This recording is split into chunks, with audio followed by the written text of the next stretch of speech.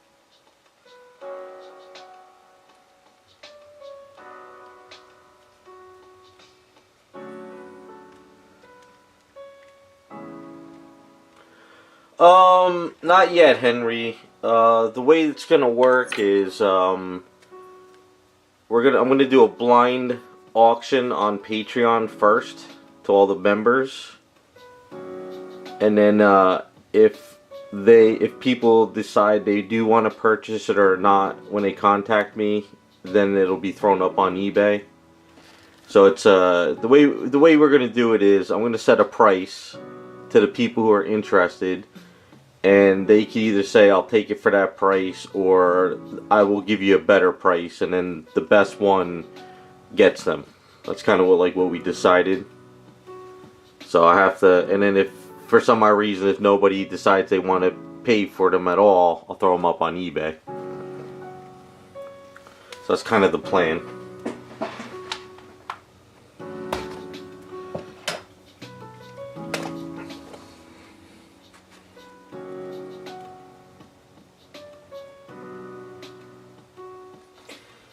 Damn, Raz, that does not sound like a good day.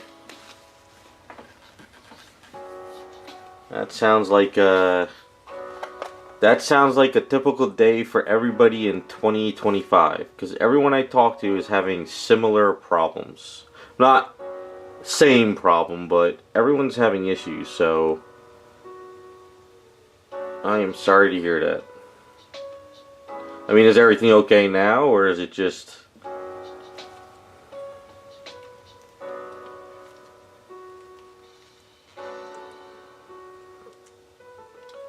I'm at the point now, like, when my parents call, or if I get a call from the facility, it's like, uh-oh. What's going on now?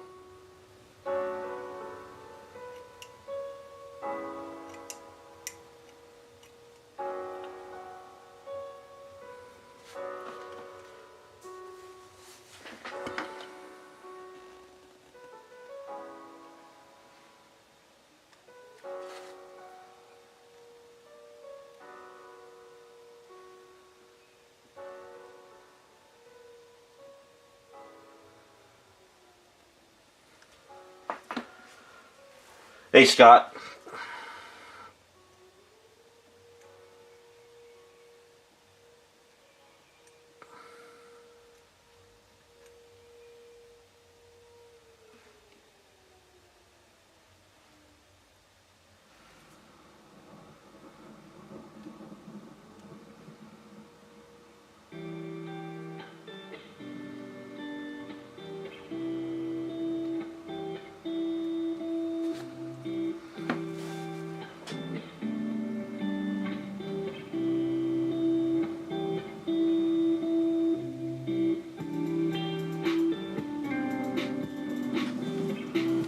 That's not good. Hopefully it works out.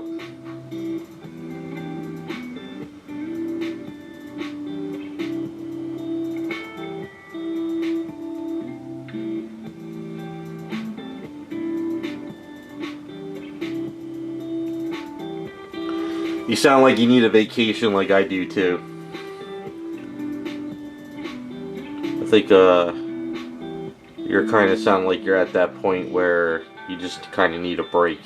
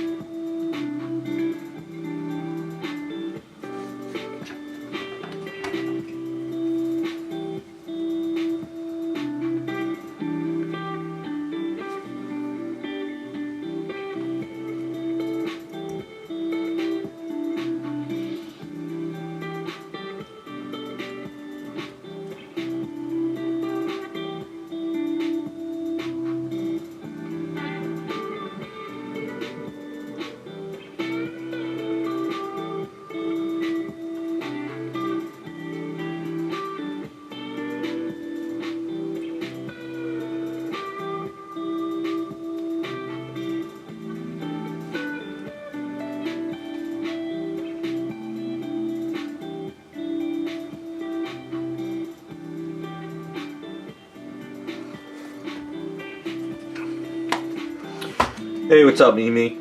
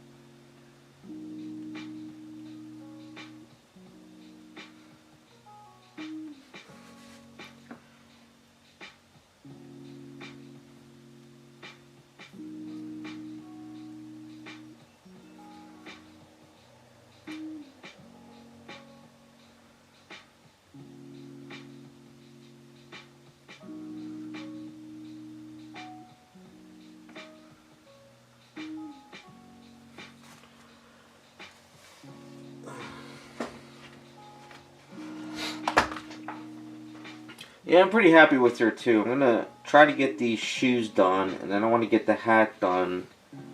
And then after that, I gotta work on the base another night. But what I want to do is, I got some touch-ups to do, which I'll do off camera tomorrow or another day. But she's kind of... I still gotta order that carrot. I keep forgetting to order it.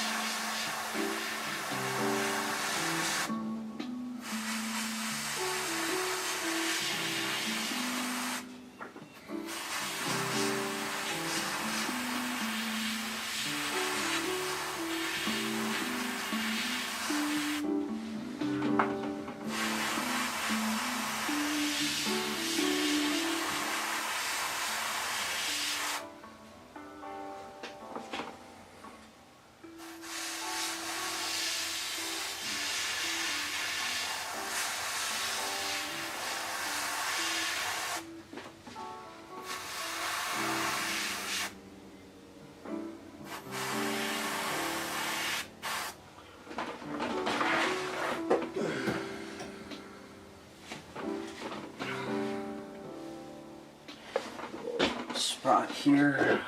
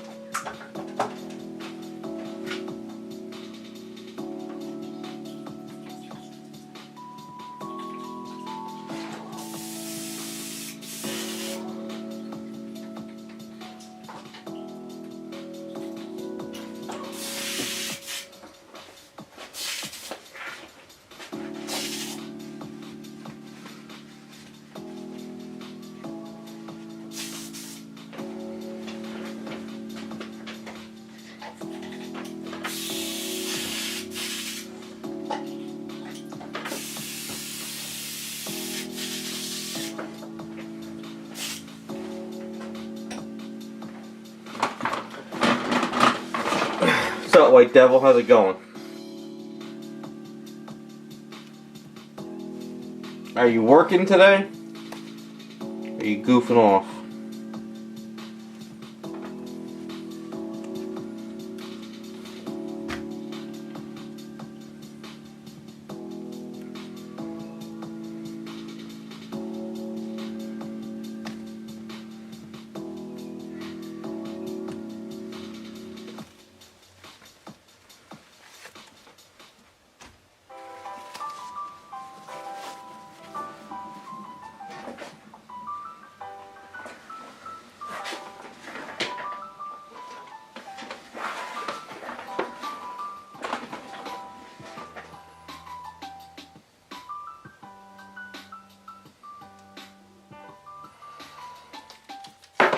Well, that's good. I'm looking forward to see what you do at Rose.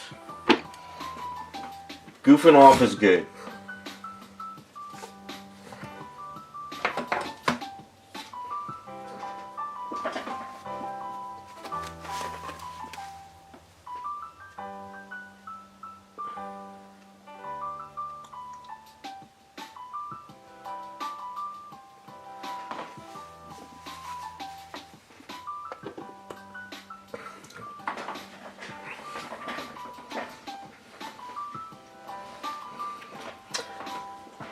And or thanks, man. Appreciate it. We're getting there slowly. Alright, let's put on the right glasses.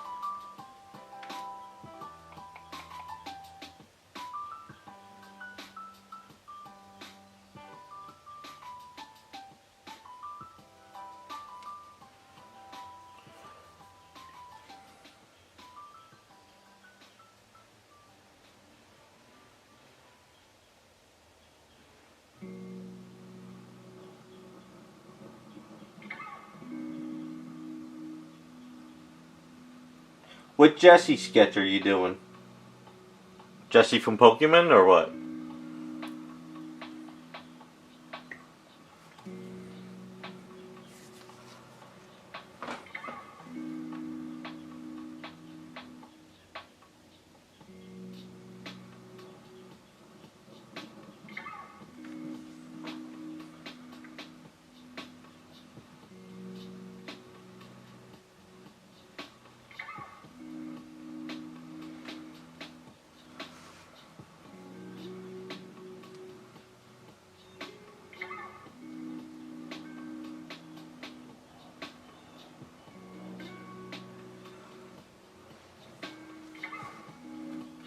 Oh, now you go to lunch, slacker.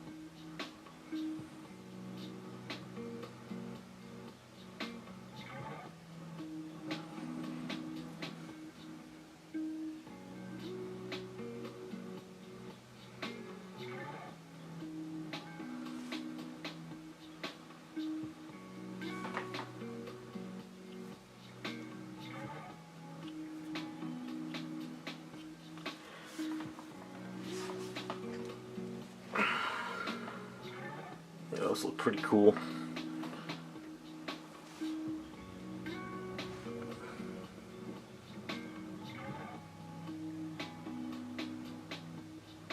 Damn allergies and the fire smoke has been killing me this week.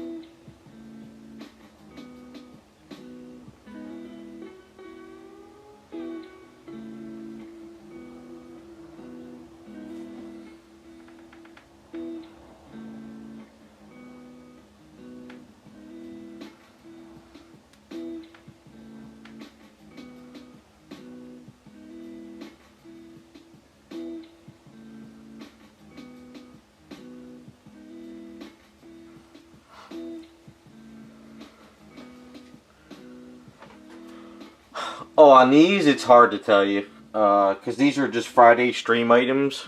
So, you know, throughout the whole entire time I've been working on these, it's kind of hard to say.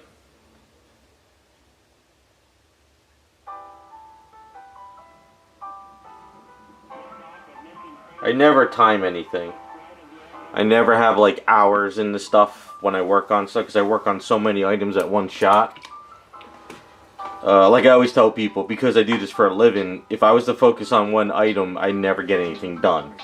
So I have, like on my floor, I got like 8 items on the floor. So I'll sculpt something, I'll sculpt something, I'll sculpt something, and by the time I'm done for the day, that stuff's all drying. The next day I sand them down, I sculpt or I paint.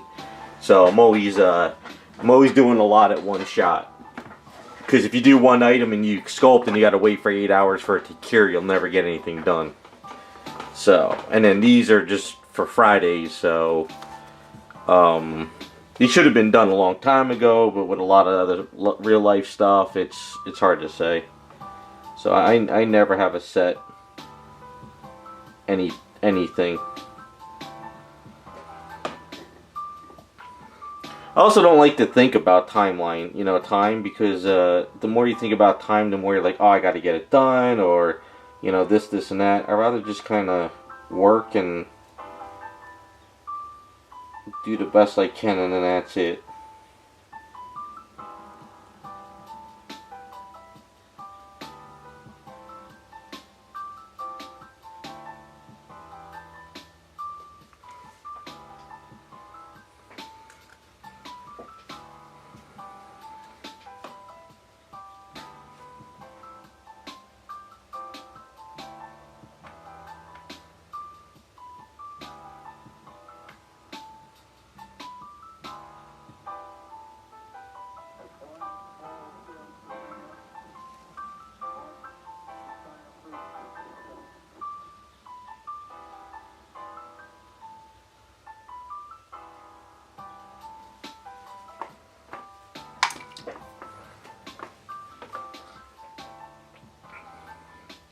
This was a good choice to do the red at the bottom of these.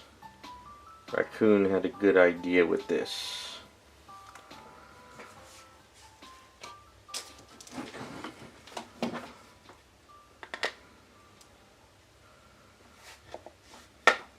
Yeah, shit looks kind of cool back there.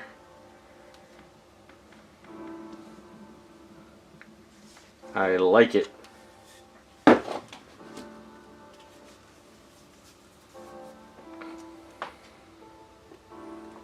I might have to do this more on other items.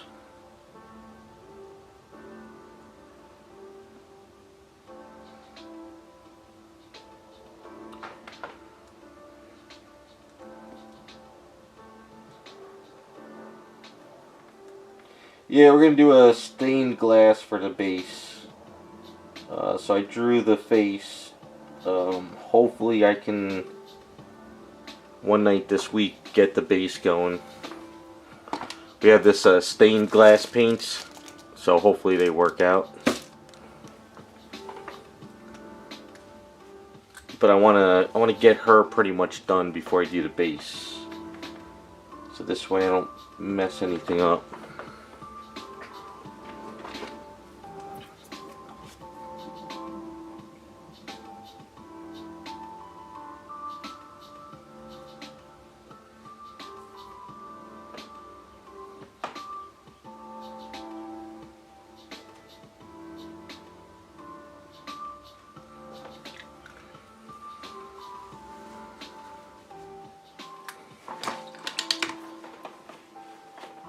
Star Trek is pretty much done. Right now the base is in the garage. I just have to paint it, but I am priming the base in the garage to get prepped for paints. But the main figure is just about finished, except for some touch-ups. Cop I'm going to work on in a second or two, but I want to kind of get this cap done. So I want to get this done, and then once this is done, this cap, I can actually start doing all the touch-ups, and then she's pretty much there. So we're getting close. Getting close. Tomorrow is garage cleaning day, so I can get the garage cleaned up tomorrow. I can start pulling out all the other kits, and then I can focus on these for the rest of the week.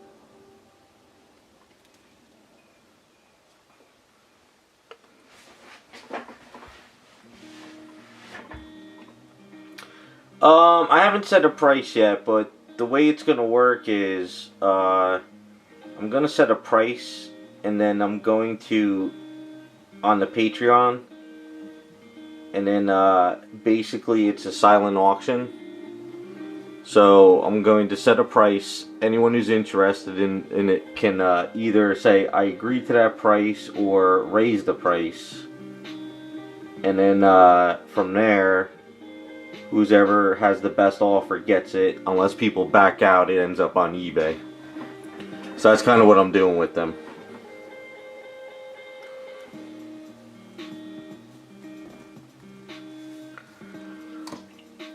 Yeah, I'm not saying that they're not gonna end up like, you know, $200, but they're not gonna be like $3K. You know, it's gonna be basically what I would kind of charge and what I do like commissions for. So hey, what's up, Jacob? So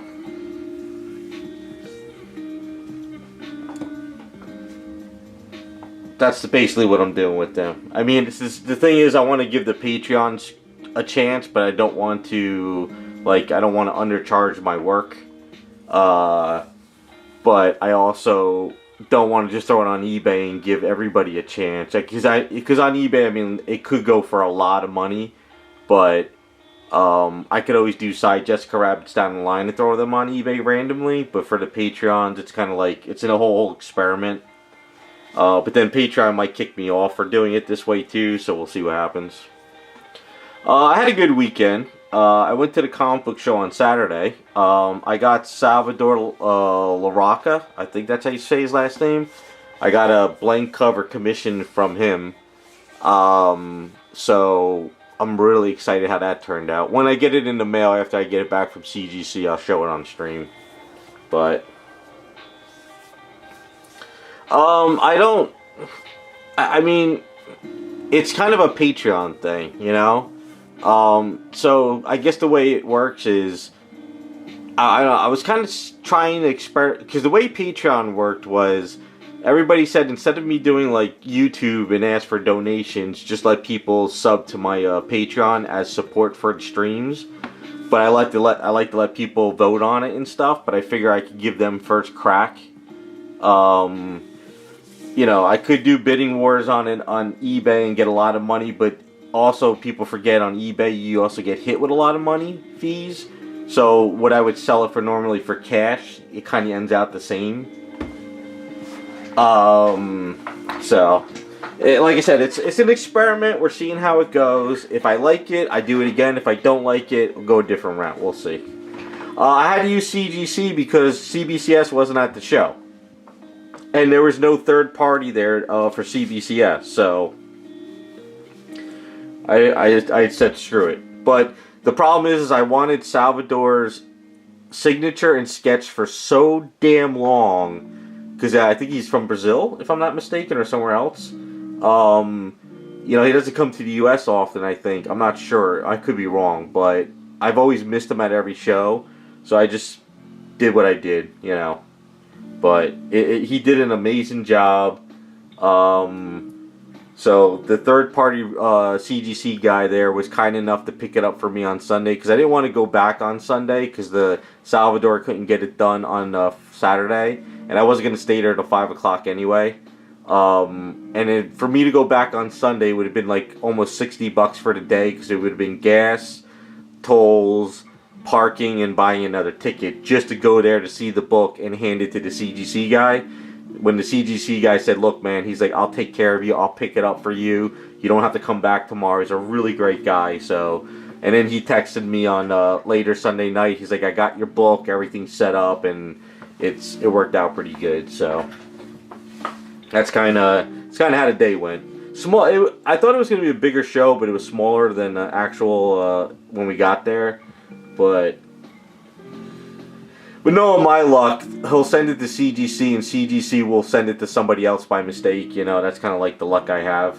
So, I don't know, we'll see. But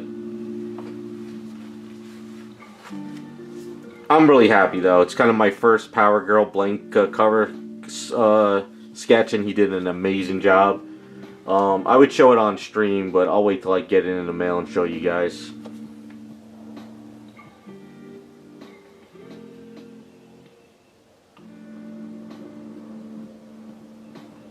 It kind of sucks with the smaller shows. You don't have CBCS guys there.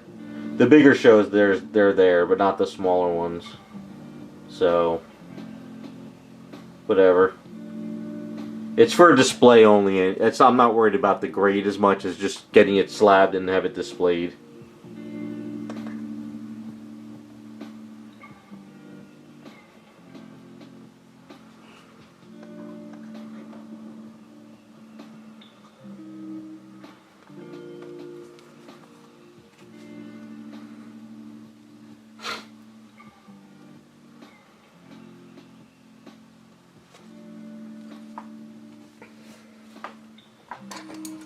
But driving to the show, kind of went toward the back roads and areas where the fires were, and kind of saw a lot of the trees and stuff on a lot of smoke too. That burnt smoky stuff smell all over the place.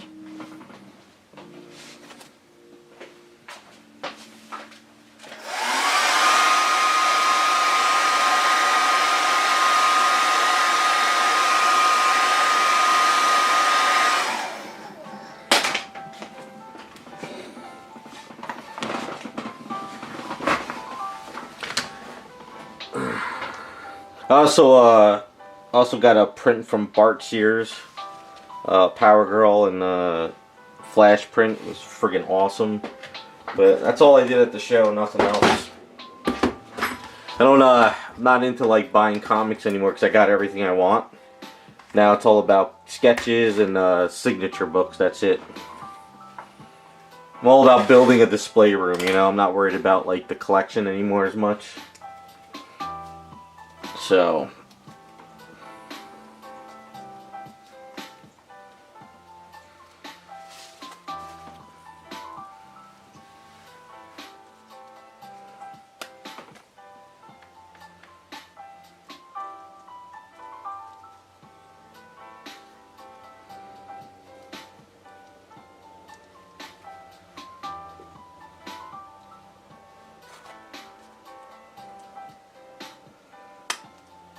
yeah, they're growing. It seems they're getting bigger every year. I think it's a long story about the past one I went to them a year ago. They had it at one place, but supposedly that place screwed them over or something. I don't know. But yeah, they had a couple of fairly big names. Salvador seemed like he was the biggest name because everybody wants this guy. He did all those Extreme X-Men books back in like the 2000s. And I love his work. Bart Sears was there. I think Jim Shooter was there. A couple other guys, but not. They had like a lot of. The only thing I didn't like about it is they had a lot of like actors. You know, they had like Dean Cain was there. A couple Star Trek people. They had a lot of the X-Men cartoon voiceover people. I don't mind those people being there, but when there's more of them than like artists or comic creators, I kind of not really into the show as much, because you get a lot of people who are going to see the actors. They don't really care about the comics, and it kind of gets too congested. So I'm hoping they get more comic people in future. But I mean, it was only the show was only kind of like I don't know, like 40 minutes away from me. So it wasn't like it was a nightmare to get to. Well, I told my friend, I said, you better get to my house at 9 o'clock. Because I said, if you're not here by 9, I'm leaving without you. So I left at 9. He got here. We got to the show just as it was ready to open up. And I rushed to Salvador's line, and I was 5th on line. So by the time I would say I was sitting there waiting to, you know, because his wife doesn't really speak too well English. So she was kind of trying to handle everything, so it was a little bit chaos. So I was 5th in line, and there was 4 guys in front of me. One guy was already there. I guess he must have got a VIP, so he was like the first one there. Then the other 3 guys that were in front of me, they were waiting, and they stayed there all day long. They didn't leave his table. But I was like, I can't stay here all day long. So she took my information. The CGC guy said he would pick it up, and I paid, and I walked away. But I think one mistake he did, and I can't blame him because I don't know, like, if he does a lot of shows. He should have limited, like, 1 thing per person and only take so many a day. Because other people were starting to, like, push their way in because they just wanted signatures. And other people were trying to get commissions but trying to jump in front. It got a little too crazy there. But I was lucky enough that his wife was like, I've seen you here from the beginning. We're going to get you taken care of. So it was good. His wife was great. It's just that she was overwhelmed. I think, I guess they didn't realize on how big of a name he is, and I think if they go to more shows, they probably should get like somebody at their table and help him out. You know, you should have like a line specific for commissions, but cut it off at certain limits, and then have another line for signatures, which they started doing. Because I think a lot of artists at these shows, what they'll do is they're like, you know, I'm only taking 4 commissions a day. And then that's it. Whereas other people probably take as much as they can and they'll work all day long, even at night in the hotel room. So, the one thing I do hate though is I hate those artists where they're setting up their booths and then other people who are setting up booths run over to their tables and they get on their commission list before the fans get in there. And then by the time the doors open up, they're already full on commissions, and they didn't even take one fan's like commission. So,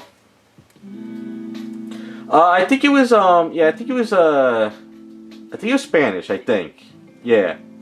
But the cool thing is the guy who ran the CGC booth, who was also third party, he talked to her, and they were talking left and right, and it was like, you know, because he spoke Spanish and. It worked out pretty well. I mean, don't get me wrong. I mean, Salvador was he was in the zone drawing. I didn't even want to bother him. He was quiet and he was just working. But his wife was all over the place. She was so nice though. Oh, she was so adorable. I felt bad for her because it was like, I guess, like I said, I don't think they realized on how popular he is. So I think they got just a little overwhelmed.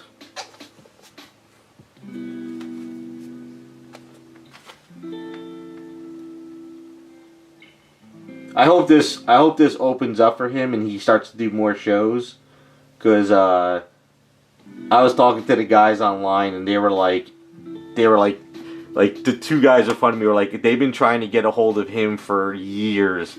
I told them, I said, well, he went to the New York Comic Con, but it was back in like 2015, and they were like, oh, I never went to those in back then. I was like, yeah, but.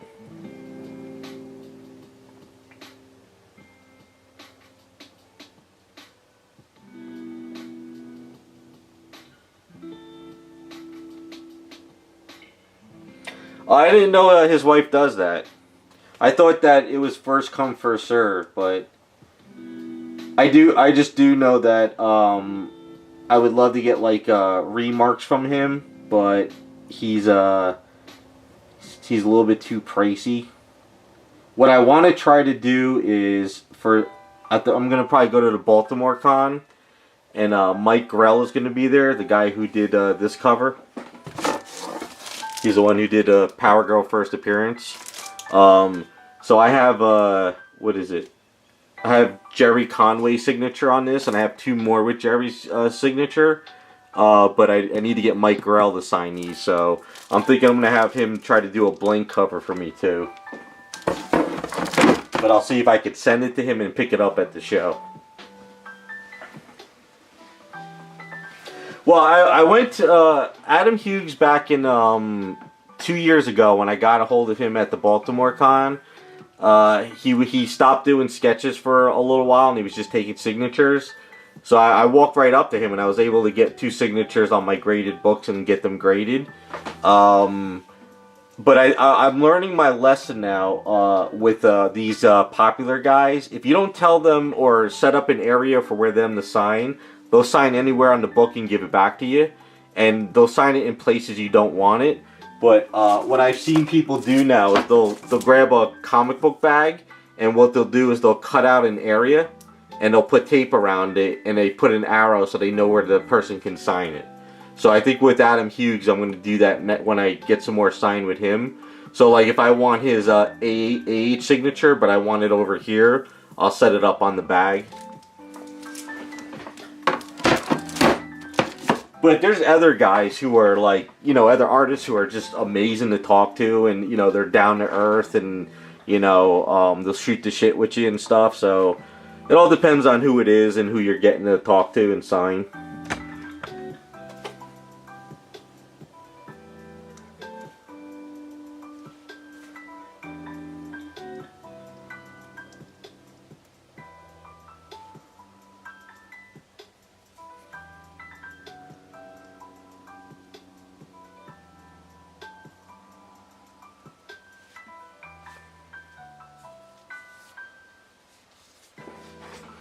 I think most artists, though, if it's possible, they would love to do the sketch before the show, and then you pick it up at the show. But with Salvador, I guess, because he was coming from out of the country, I think, he didn't do that. Because I tried talking to him on Instagram, and I didn't get much feedback on Instagram. Other than just a price page, and then they'll be at the show.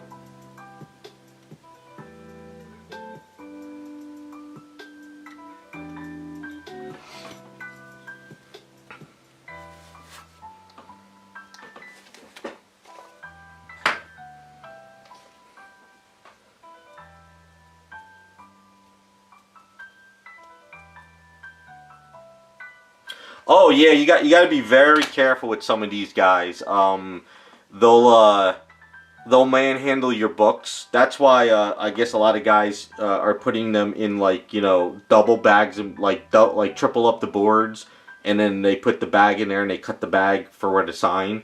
Other guys are just there to sign. They don't care about like the condition of the book.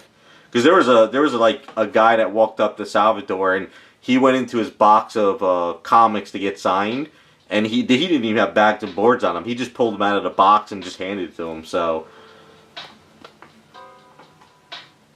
but a lot of guys now actually charge extra if you get it witnessed by CGC. So, like some guys will be like, one signature is $5, but if you're gonna have it witnessed, then they're gonna charge you $25. And I get it, they probably figure, oh, you're just trying to flip it and make money, but I don't know. But some, like me, I just want them signed. So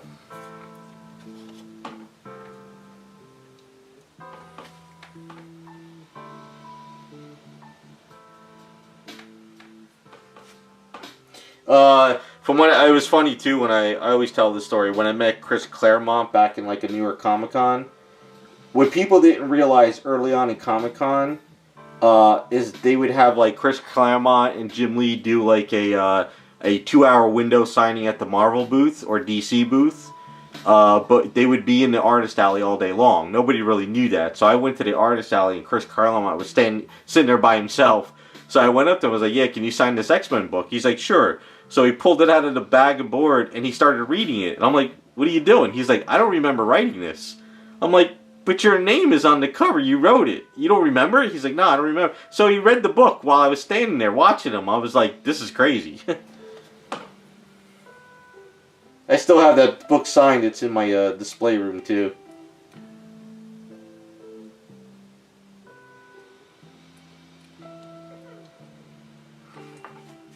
But I was talking to the guys online, and they said that a lot of the older guys now are starting to not be able to do shows. They're getting too old. So I was like, damn. I was like, there's a couple guys on my list I gotta meet up with before I miss out. That's why I gotta get Mike Grell to finish my Power Girl books. And then I want to get Jerry Ordway to do a couple things too.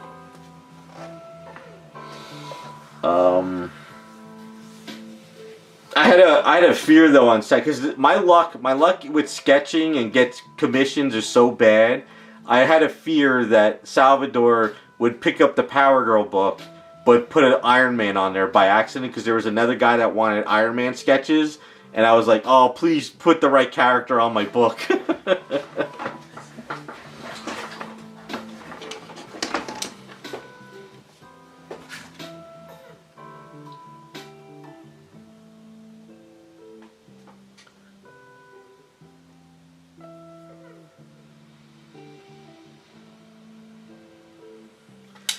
Yeah, I'm learning as I go. I'm learning what I'm supposed to do, what I'm not supposed to do, and making things easier. I don't have a lot to get done. I just want to do blank sketches with artists, like maybe do like 3 a year.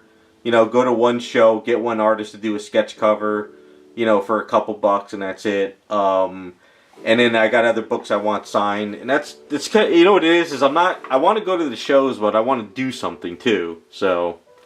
But yeah, I got to start setting up my books that way for future uses.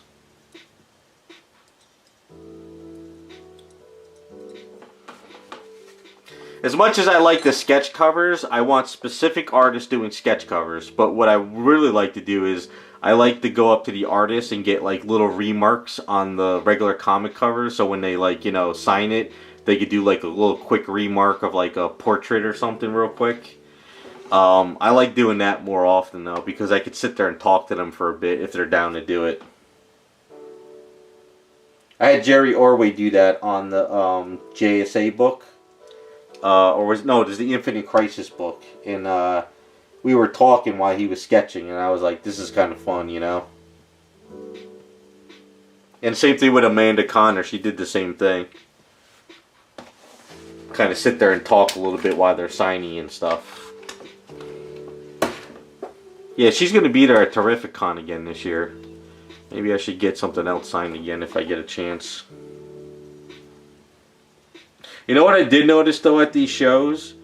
Like when I was growing up going to them younger, try to getting online to see like, you know, Adam Hughes or Jerry Ordway or Chris Claremont. Chris Claremont's still long, but I remember like those lines used to be so long you would have to wait like an hour or two online. But now as time's gone on, a lot of the young collectors don't really care about the old artists, or they're not into it. So these people, you could just go up to their table and talk to them. It's kind of a different, it's fun though. It's kind of cool, you know? So.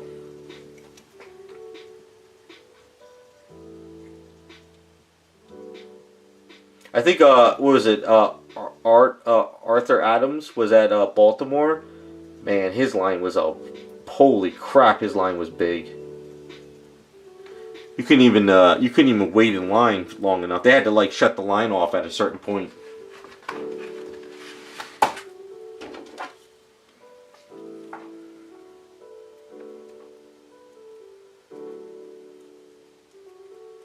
Yeah, I think he goes to a couple of the shows I go to. Jacob. See, I would get these artists to do stuff, but I'm limiting it to like the comics I love, the stories I love, and the characters I love. So I don't just do anything randomly anymore. But if I like that guy's artwork and I want him to do a blank cover, I will. If I can afford it and I can get on their list. Some guys, their lists are booked for years. Other guys, they're open. Some guys' prices are out of my range.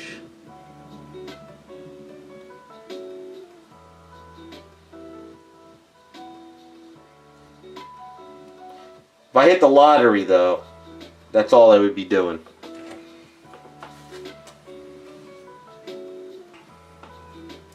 I mean, yeah, I'll keep that down the line. I have so what I did, and I am sick in the head. When I found out they did a Power Girl blank cover, I got like I think I have like 30 copies now. Because they were kind of like on sale on the one site because nobody was buying them, and I might pick up a couple more. And I want to use them as the years go on. You know, I don't want to just get like 1 or 2 copies and then like, oh, okay, down the line I want another sketch and try to find it, because these blank covers actually go up in price over time, because what happens is they don't make enough of them, or people buy them up and they're using them for sketches, so it becomes hard to find them. So that's why I bought a bunch of them, because I figure I could keep doing this for another 5-10 years, you know, and have fun with it. For Jerry Orway, though, they made a blank reprint of the Crisis series. So I think it's the reprint, Crisis on Infinite Earths number 10, or was it number 9? Power Girl is in the book. So I think I might see if I get Jerry Orway to do a sketch cover on that one.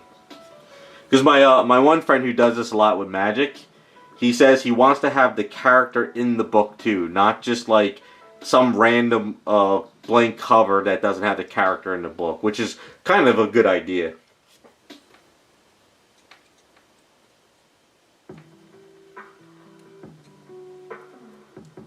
So I'm having fun doing it. It's a lot of fun doing this stuff. Plus it you know, all these graded books with sketch covers next to the statues in my collection room looks pretty cool. So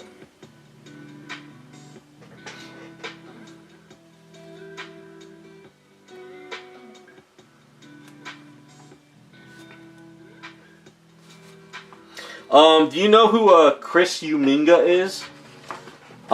He's on the East Coast. He does a lot of the, you know, tri-state area stuff. He's been around forever.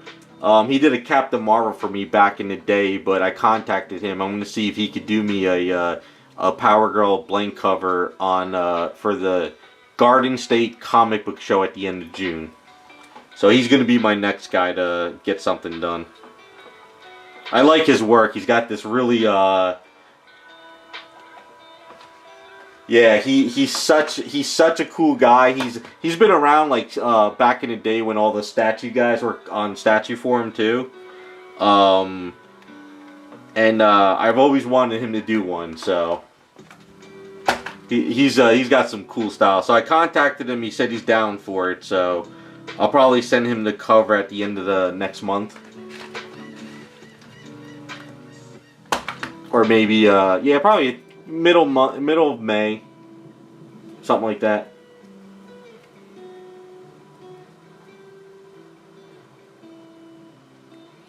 Yeah, a lot of the statue guys were were loving him back on Statue Forum at the New York Comic Con, and then they started promoting him, and then it got bigger and bigger. And I think he did some you know, comic book work for Marvel and DC. He's got some really cool style, and I think I think his wife does work too, and I like her style too. So I might ask her to do something too down the line. So yeah, I got a list of guys. It's just a matter of just not, you know, burning the bank all in one year. Just do a little bit each year.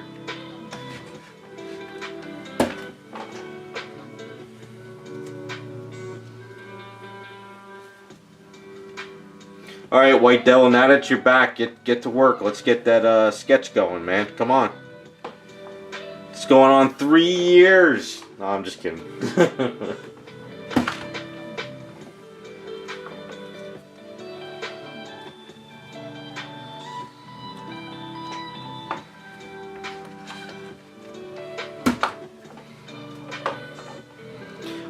Pablo Villalobos. I love his work. He's like the new Adam Hughes. I tried a year ago to get on his commission list. I wanted to get a full like comic book page by him, but sadly his agent didn't take my order, so I missed out on that.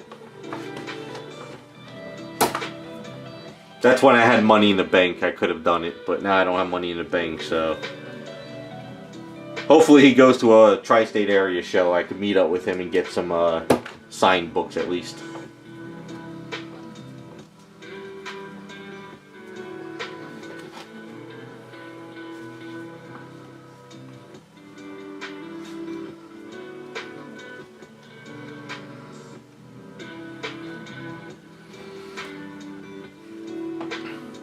Are you going to stream the Rose work, White Devil, or are you just working off stream today?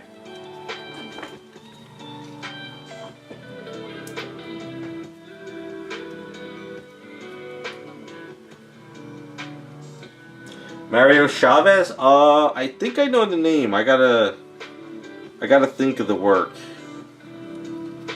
My favorite guy though is Leandro, the guy in Brazil that's done my Power Girl stuff on my wall here. I gotta get him to do some blank covers too.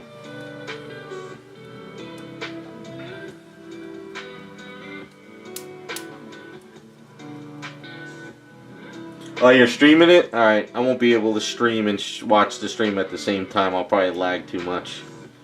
So I'll have to check it out later. I think Sideshow and the licensing, and then there was the whole, you know, we can't show sexy stuff anymore, you know, all that stuff, so I think they couldn't work on it anymore. Terrell, did you send me a thing on Instagram Saturday? Because I was at the con, so I think I missed it.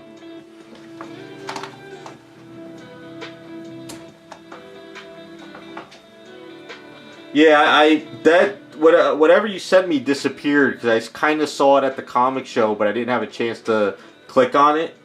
And then when I got home that night, it was gone. Pablo? No, it's not the same guy. Yeah, no. If you look up Villalobos, like his name is Lobos, Lobos. If you go on like Golden Apple, he does his artwork's amazing.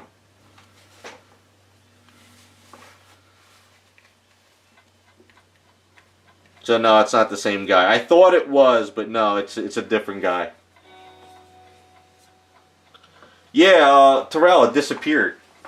The link just is gone. I was waiting online for Salvador, and I looked at my phone and went on Instagram real quick because I wasn't sure if I was gonna have to show him some pictures, even though I had some artwork in the Mylar for him to follow. But then, like when I got home, it was just gone. But if you could find it again, send it to me.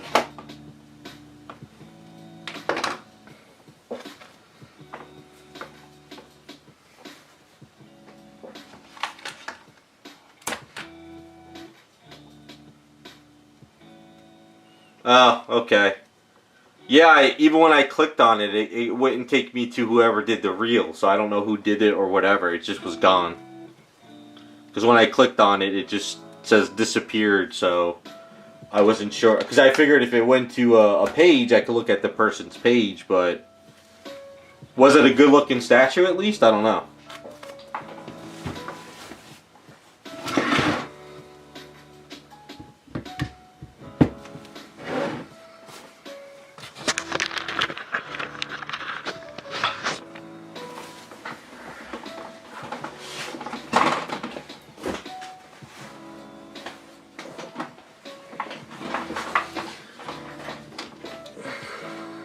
Alright, well if you could find it again, send it to me. I'm kind of curious.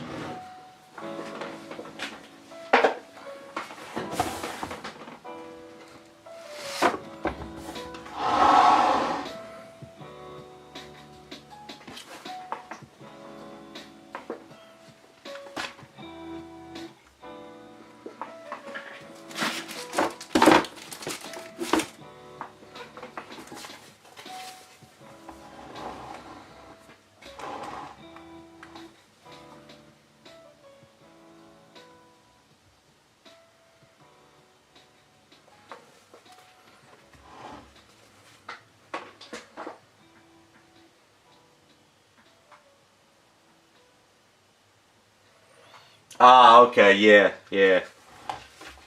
Because like Villalobos, I know does digital, but it looks like Adam Hughes type artwork. But he doesn't do AI though, because I've seen his original sketches, and he.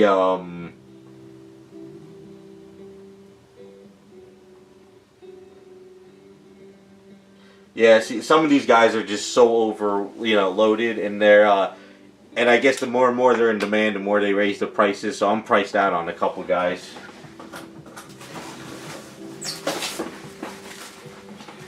But like I said, if I ever hit the lottery, a lot of people when they hit lotteries, they buy homes or they'll buy fancy cars. I would just be like doing art commissions all day long. I would hire sculptors to do my personal grails, and then I would also do artwork commissions at shows. I wouldn't have enough room in the house I own for it all, but that's what I would do.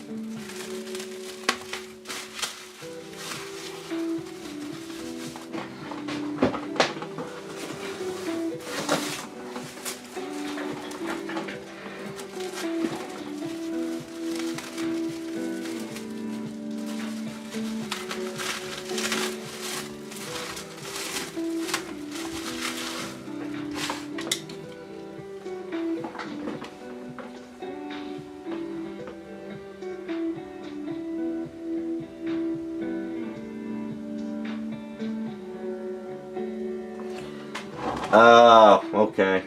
I got you.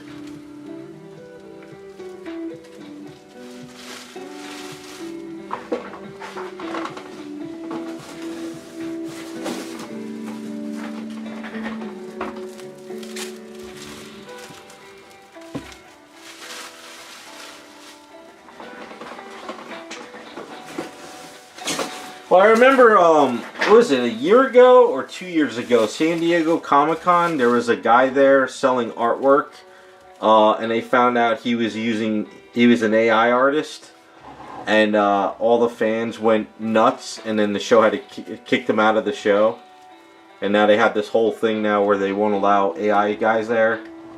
So I guess like some people didn't realize that it's not really welcome.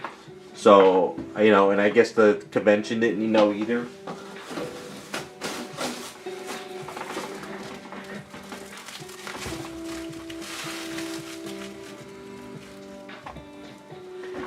But I think going forward, you're going to see more and more of it on all these comic book covers and stuff. So,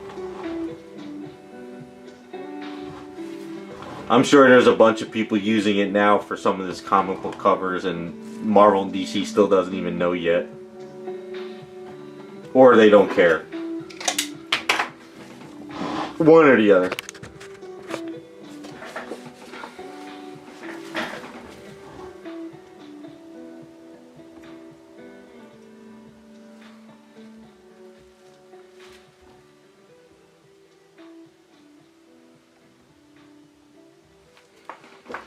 I do know one thing. I could sit there and watch somebody like Salvador just draw all day long. Because while I was online watching him, he was drawing Sage from Extreme X-Men for somebody. And just watching him draw, I was just like, even though I had to go to the bathroom so damn bad, once my friend came over, I was like, save my place in line. But I was just watching him. It was just amazing.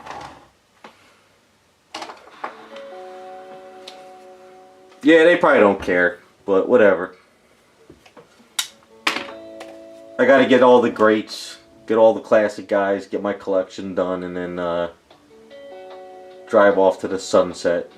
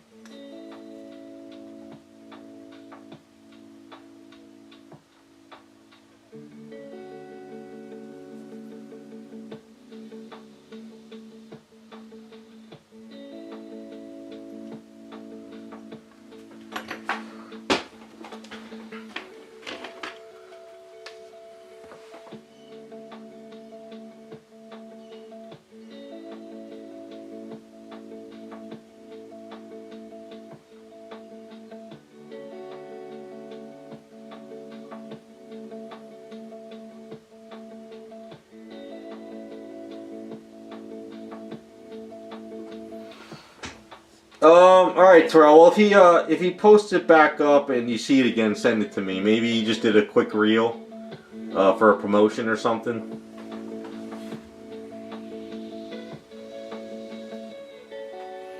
Oh, once. That's what they do.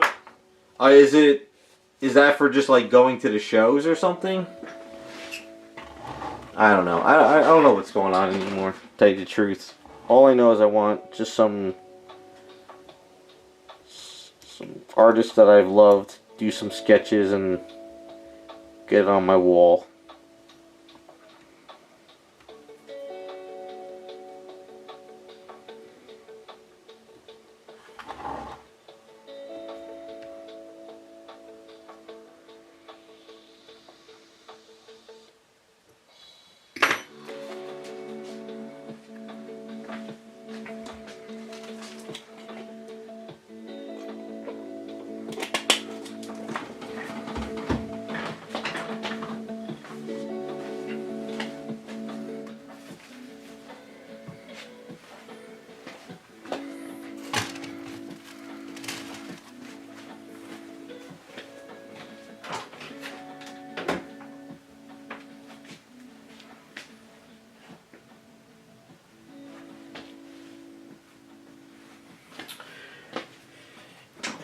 Yeah, I don't know how it works either. I'm sure they'll have to figure something out sooner or later. Till then, I'm just watching it all unfold.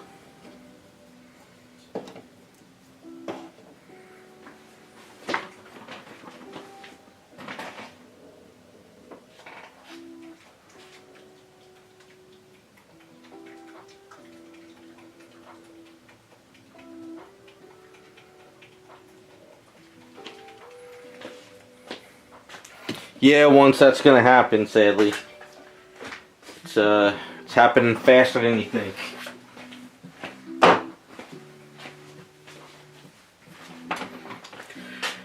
Yeah, Terrell, maybe it's a commission for like one of the Patreon guys, and he put it up, and they were like, "Yo, take it down. We didn't want to show it yet." You know, that's possible. Because I guess a lot of the Patreon guys still outsource. I saw, what was it? I think it's Abe 3D, or was it ES Monster that put the Jill Valentine and Ada Wong together now? That was kind of cool. I saw ES Monster's Luna Snow. I love it. I think I might have to get that one printed. I know another guy did a Luna Snow, but I like the museum pose that ES Monster did. And the funny thing is, it looks like it's ripped from the game. It looks like somebody took the file from the game and ripped it and then just tweaked it. So I wonder if that's what they did.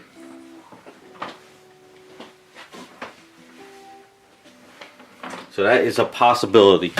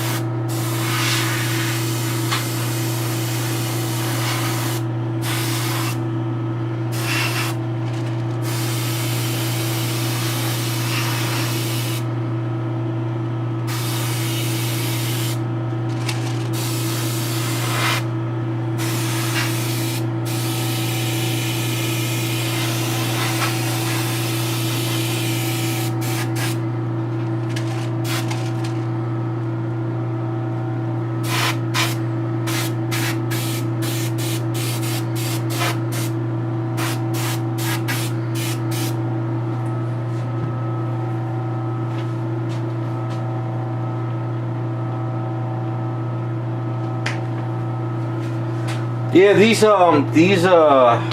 rivals, you know, the Marvel Rival game sculpts coming out, they look so like the game that I swear to God, it's like they're ripping it from the game.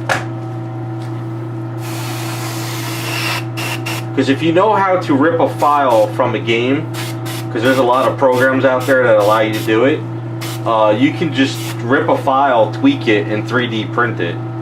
Because I know when Eric Sosa did the Street Fighter stuff, Capcom sent him the actual game files, and then he actually took those files and tweaked them to make them for printing, but also added his touch to it. So it is possible, because it is a 3D model.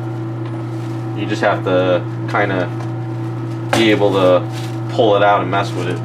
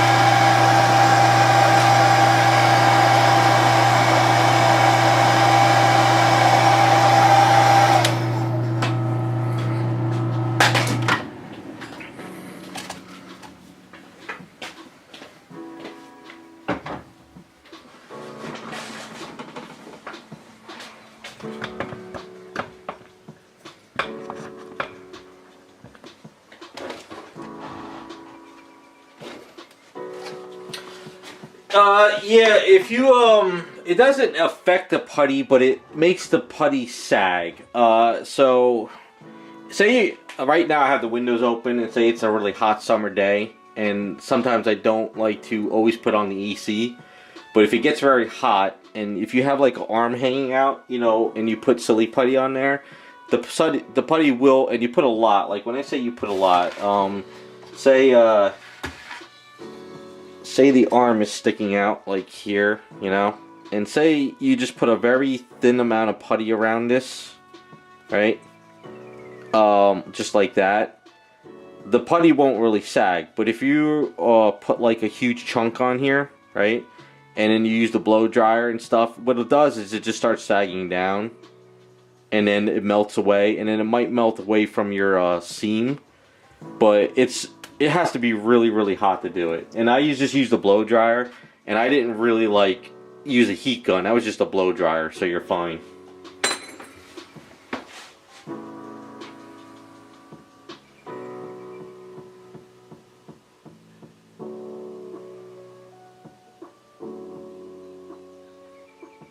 Really, Jacob? Yeah, I had a commission done too by Mark Brooks back in the day. I met Mark Brooks when he first started, and it took me about 6 years to get him to do me a commission finally, because I saw him at every show. I'd buy his prints. I'd always ask to get on his list. And then when I asked to get on his list, I wanted him to do it on, like, you know, the comic book page artwork. You know, and he said he had it, but then when he gave it to me, he gave it to me on a thin piece of, like, almost tracing paper type thing. And when I had it, I tried to find a frame for it, and I liked it, but it wasn't really what I wanted of the Captain Marvel, and then I ended up selling it off. I really wanted it on a comic book page, and he said he had them, but he just didn't do it, so... I guess, so like I said, sometimes you luck out and sometimes you don't.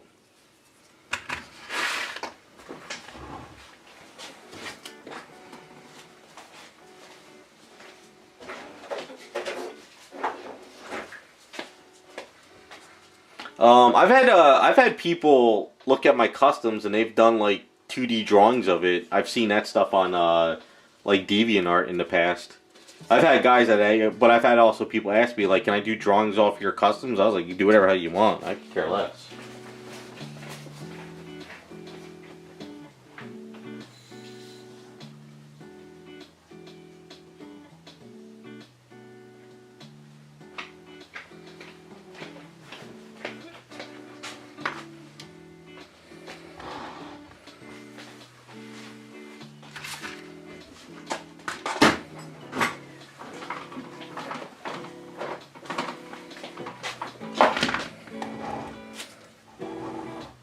Alright, I was thinking of doing a texture on this. You guys think I should do a texture or just leave it smooth? Because I was thinking of doing like a black texture on it. Like the light gray. Not light gray, but a lighter gray.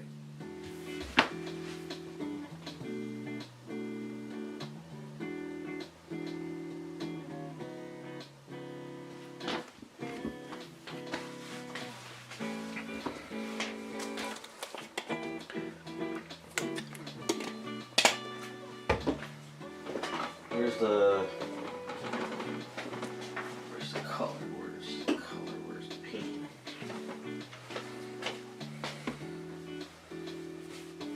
No, I have the color. I gotta find the bottle. Where's the bottle? Sort of the texture I did on the here it is. Is it?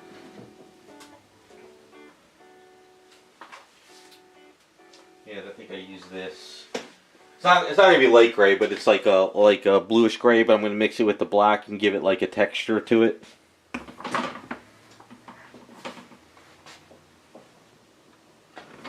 I did if you remember the last stream, I did the same texture on the straps, so I figured I was try the same thing here with the straps. So these look like sort of the strap colors, and then the rest is latex. So it's not going to be light gray, it's going to be just like a textured color on it with a sponge. I'll do a couple dabs to show you.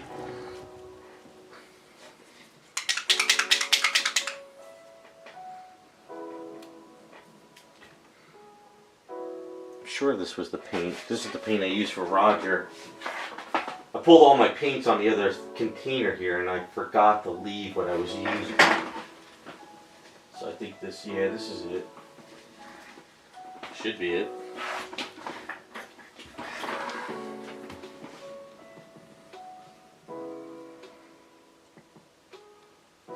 Yeah, I think this is it.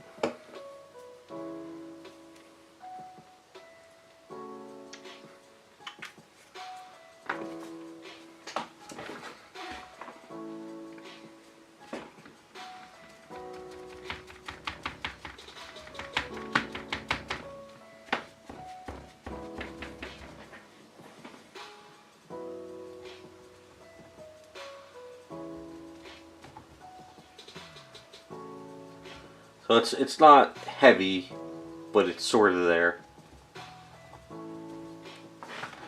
I mean, you can see it, but you can't see it. Probably can't see it too much in the camera.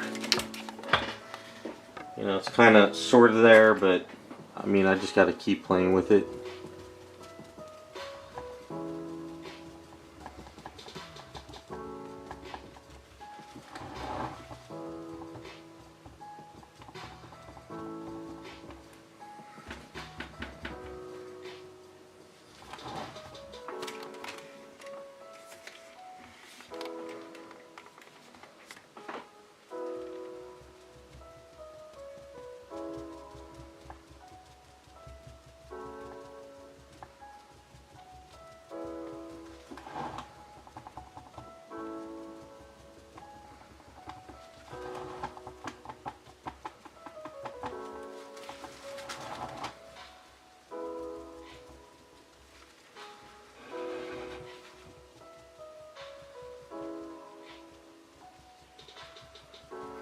This would be considered probably like a 70% gray with blue mixed into it from black.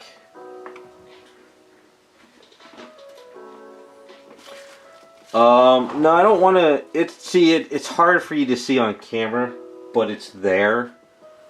Maybe if you come down a little bit here. It's there, but it's not heavy.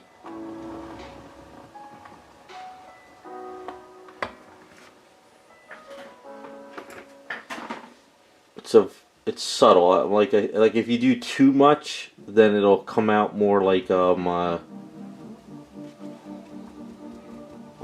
messed up fabric.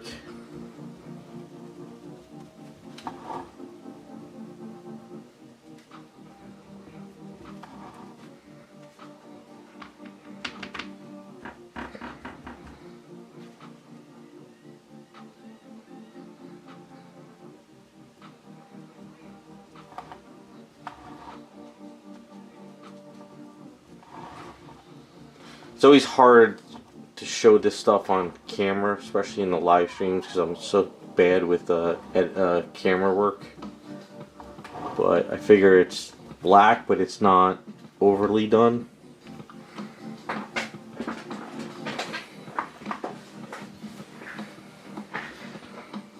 Hey, what's up, Raccoon? Well, all I did was this and the red on their shoes so far. But the red on the shoes looks pretty good.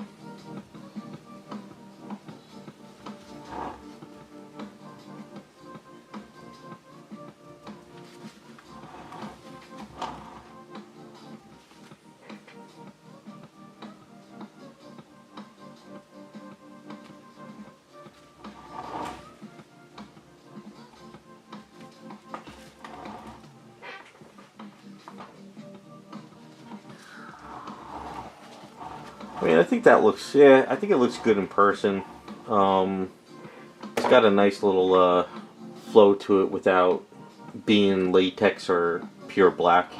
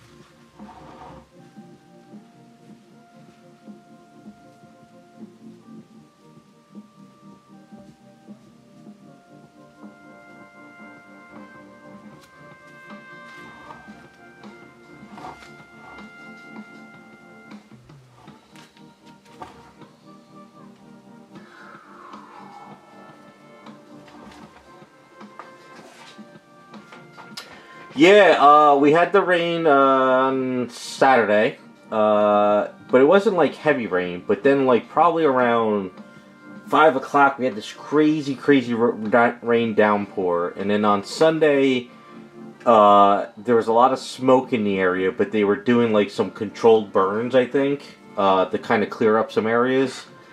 And then on, let's see, what's today? Today's Monday, so this morning there was some more smoke smell. Some really heavy smoke smell, but not like cloud smoke. So I saw a post that they were doing more controlled burns to kind of clear some stuff up. But now today it's nice and sunny, and there's not really much of that smell as much anymore. So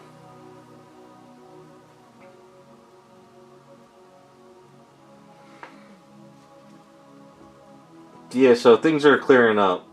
So I'm happy about that. I don't know if the fire's still going though. I haven't heard anything, but I do know it's not, I guess, not as bad. Maybe they're controlling it more.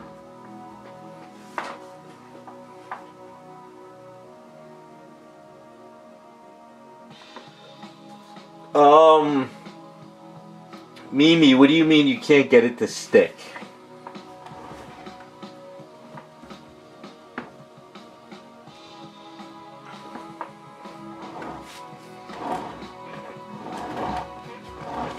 Alright, I think that looks pretty good.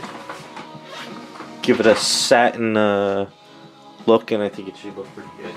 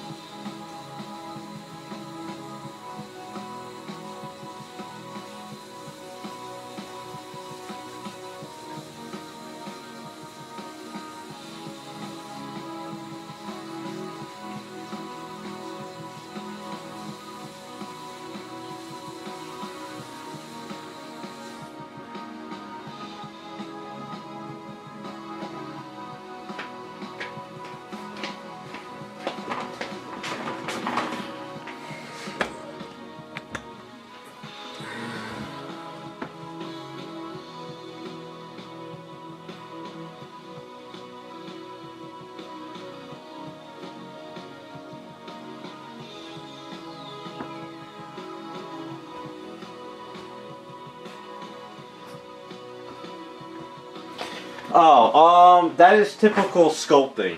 Yeah, so Kacho and Silly Putty. This is, even if you use clay, it's the same principle as Aves. So, say you make a ball of Aves, right? And so, if you sit there and you try to like start sculpting eyes and stuff, what happens is if you're pushing here, it's pushing around there. If it's pushing here, it's pushing there. So, like when I work on with Aves in a big area, if you try to smooth this, you're pushing it in this direction. And if you're trying to do this, you're pushing it in that direction.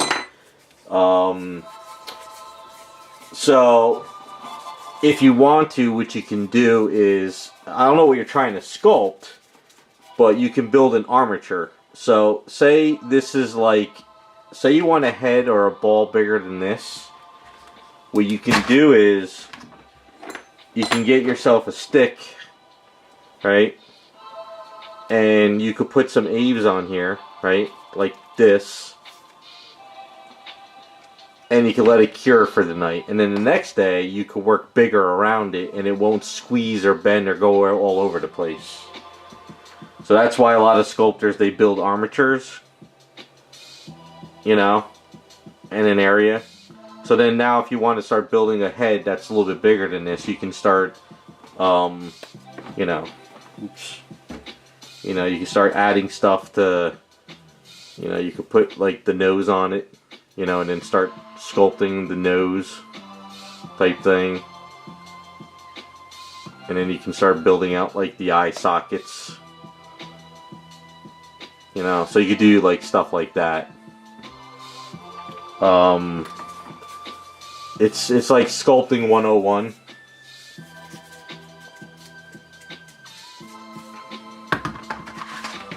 That makes any sense? If that's what you're trying to do. I could be wrong.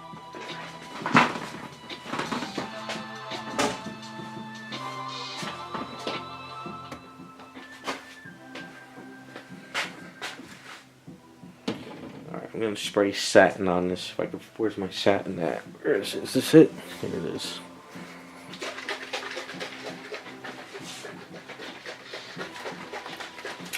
Hey, how's it going, Raphael?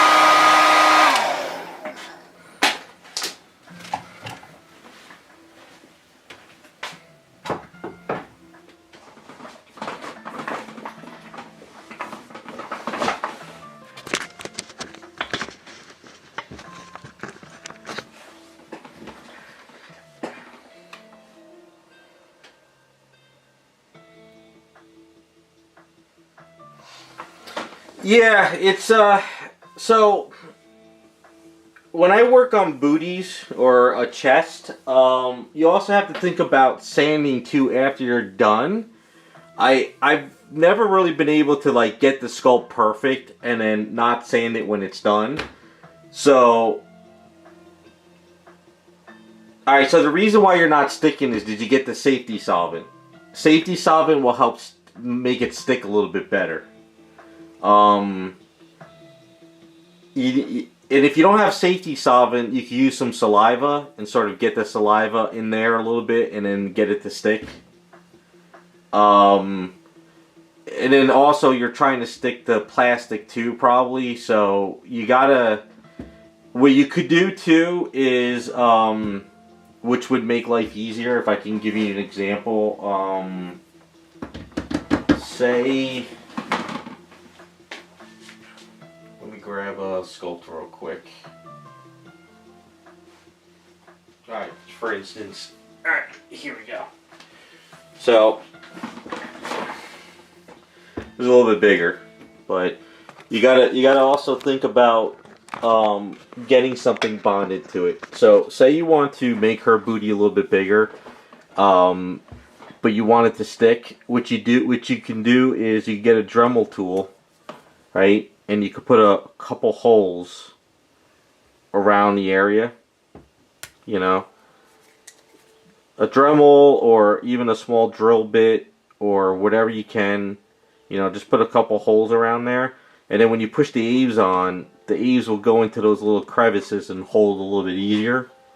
So you can do stuff like that, and I do that sometimes with certain sculpts. So if I have to bond something, I'll do that.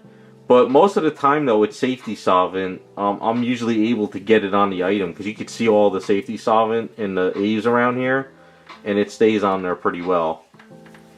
But yeah, I try and do a couple, you know, holes in there. And then put the eaves in there, and it should hopefully kind of like like, I don't know if you ever done like old pottery, maybe in like high school or anywhere. Like, you know, the old clay, they always tell you like score your clay when you put the next clay onto it to kind of bond it easier. It's kind of the same principle. That's kind of the thing.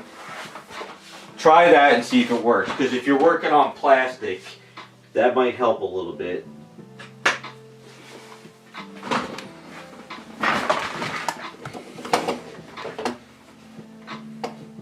Yeah, if it's your first time messing with it, you're going to have to experiment. Get used to it. Excuse me. Did you finish it, Taboo? Ah. There we go. Can I show this on stream?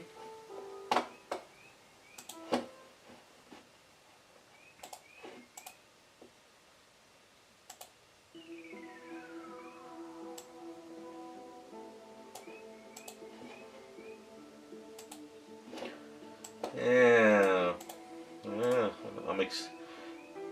It's about what, 10 years in the making, finally.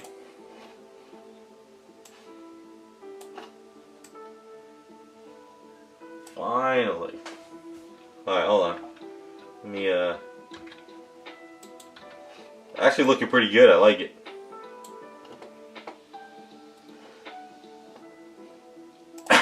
No, it won't get me banned. This won't get me banned. So for anyone wondering, White Devil, I did his, what's the character's name again? The paint up? Vanessa, right? Vanessa?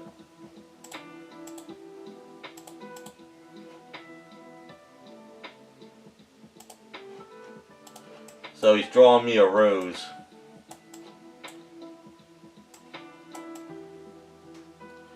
Yeah. Looking pretty good, I like it. What do you think of the character? You like her or no? It looks pretty cool. It's gonna look cool in your charcoal drawing setup. I like the way you did those charcoals back in the day. Oh, you even got the card in her hand. That's awesome.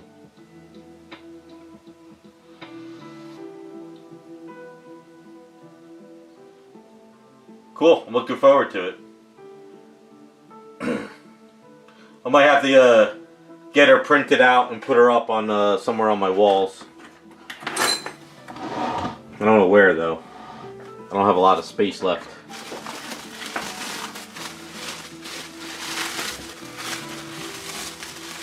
Yeah, that's Rose from Street Fighter. I painted up his Vanessa, and part of the deal was he was going to do me a drawing.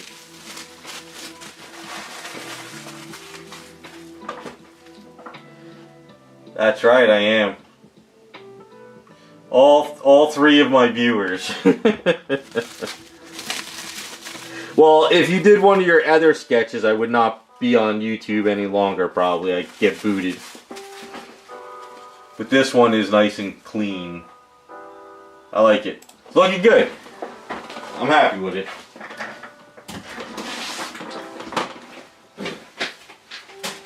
I told him I wanted more of like a classier pose for her.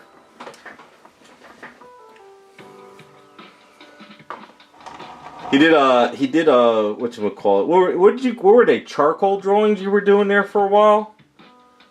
I really liked the way those looked. It was pretty cool. Got that like old like live drawing feel to them. Like you're at like a live person sitting in front of you and you're kind of doing charcoal drawings. They were kind of cool.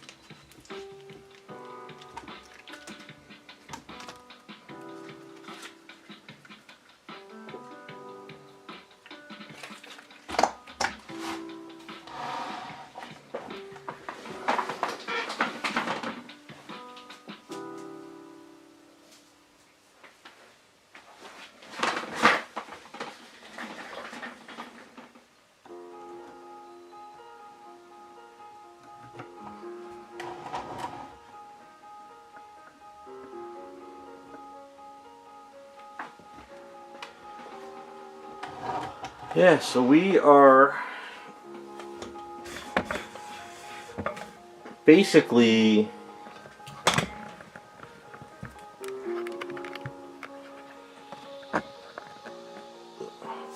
main figure's finished, so I have to just do touch-ups now. I have to get the carrot, got to put in her earring, and then work on the base. But the red shoes makes her look awesome though. That was a good call, Raccoon. So I just did some flat red underneath. It's getting like some static on here.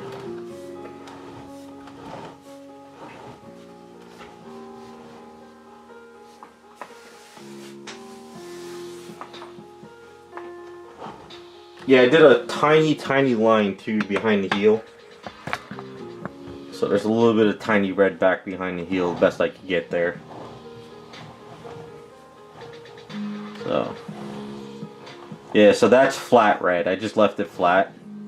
I figured everything else is shiny, we'll leave that flat. But I didn't go too far underneath, just enough.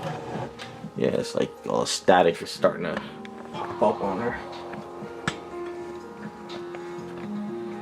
Yeah, so I just got to get the carrot, put in the earring, and I got to just do touch-ups. I'll do touch-ups off camera this week. This way I could get my headgear on and just kind of sit there and go through it all, touch it all up. I think what I might do is I might add a little bit of a black line underneath the eye, even though she doesn't normally have it, but I think I might need to do that. I'm not sure. But yeah, I got a couple marks back here I got to clean up, so I gotta do some touch-ups, but I'll definitely I think the plan is for the base is I'm going to do a light coat of metallic on here so I could still see the black line, and then we'll do the black line and then we'll do the other colors on top and see how it works. So that's kind of where I'm at with that.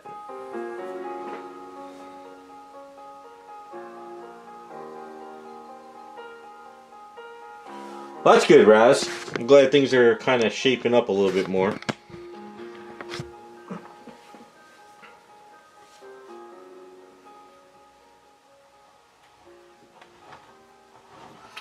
No, I'm not gonna do any of the trim. I'm gonna leave it all shiny. Um, Only because I want to try to keep her a little bit more animated instead of going too crazy.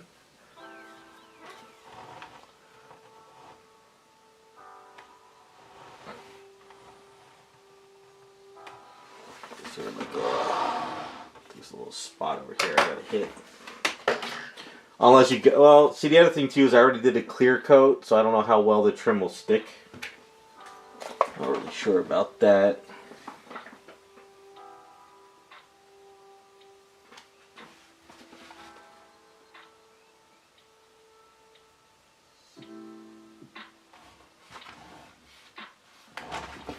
Yeah, definitely got to get in there and clean up some edges.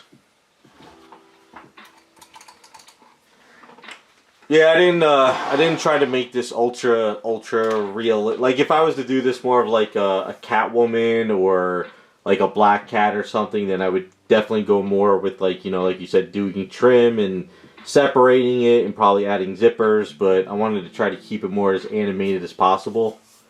So that's kind of a little bit simple in a sense.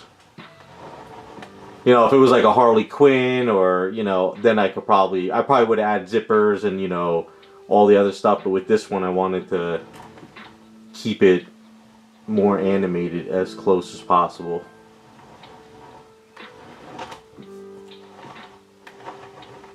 But at least looking at her, your eye comes up here to the white a lot, which is cool.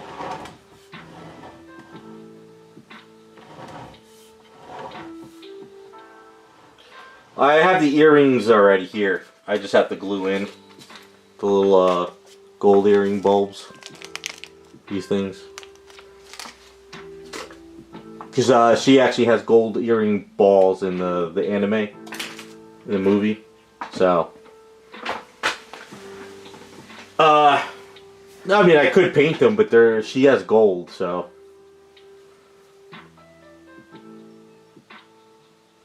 I thought they were silver or white. Because I think Sideshow painted them. No, I think Sideshow painted them gold too, if I'm not mistaken. So. Yeah, but the cop and her get gold. Alright, let me put her over here. Where I don't drop her or fall. Hopefully I didn't do anything to her. Mark, did I?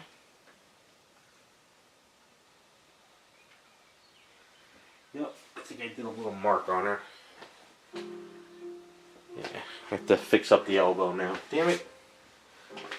I got too much stuff all over my floor. I gotta organize.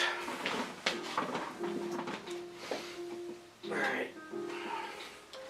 Next is cop.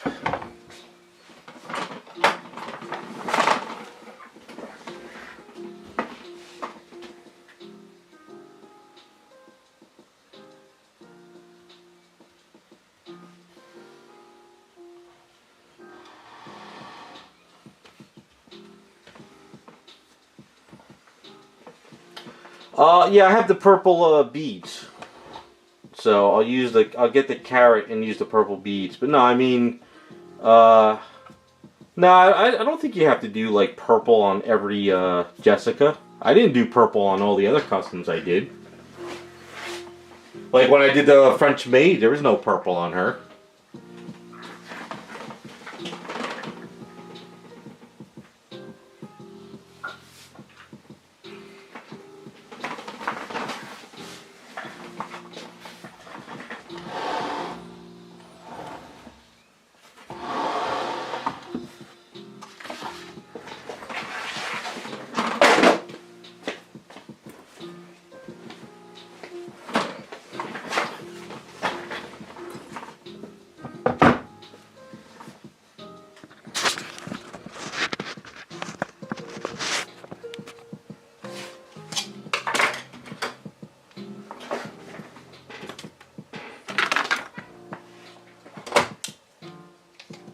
There's gonna be no purple on the copy either.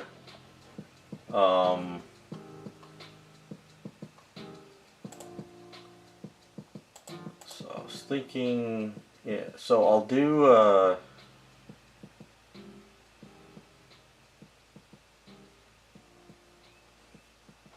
alright. Well, I guess on Discord, send it when you're done. That's if you finish it today, whenever you finish it. Alright, so her cap should be black rim, black trim, and then the top is blue, right? Yeah. So it's going to be black, black, and then blue.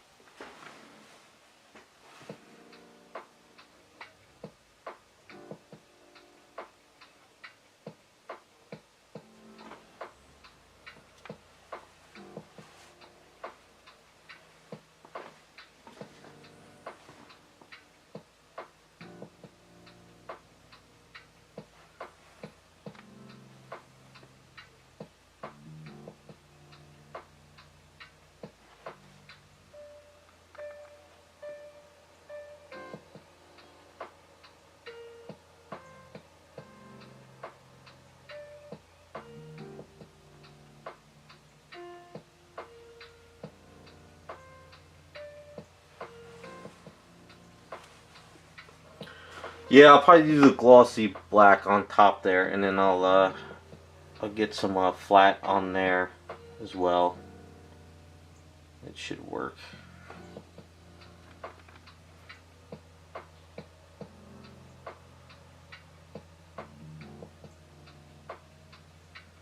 I probably could just sort of hand paint it too. Just the flat part.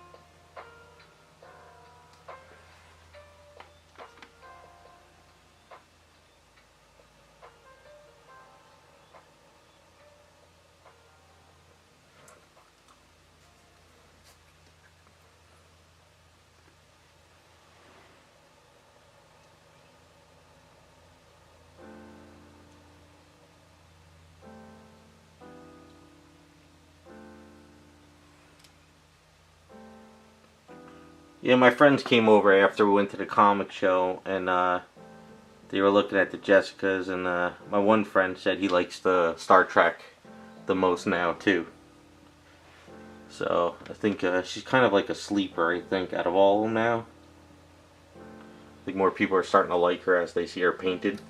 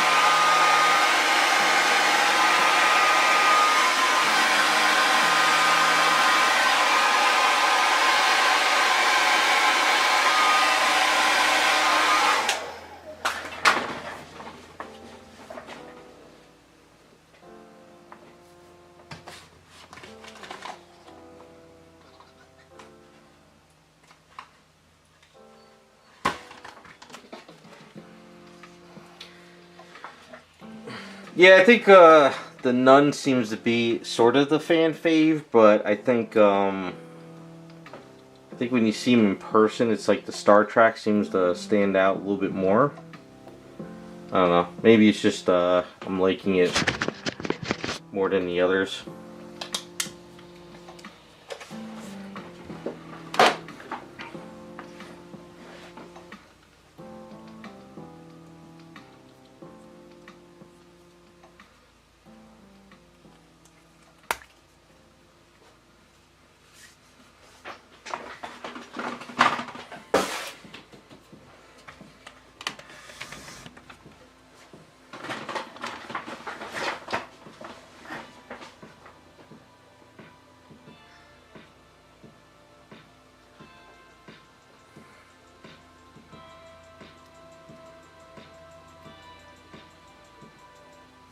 Oh wait, we're doing the... Oh, no, that's fine. Never mind.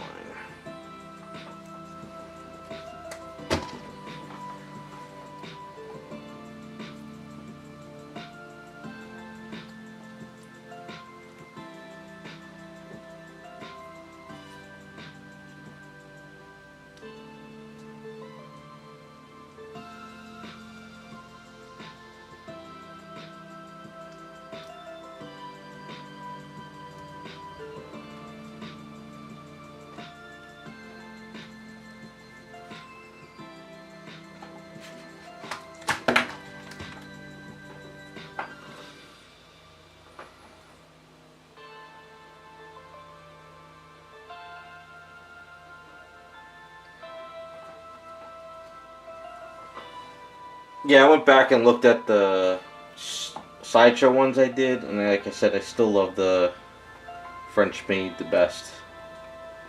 The Playboy bunnies were good, but the French made one was just... I guess it was just one of those customs I did where it just worked. I didn't have any problems with it. Hopefully it's still on that guy who bought its shelf to this day.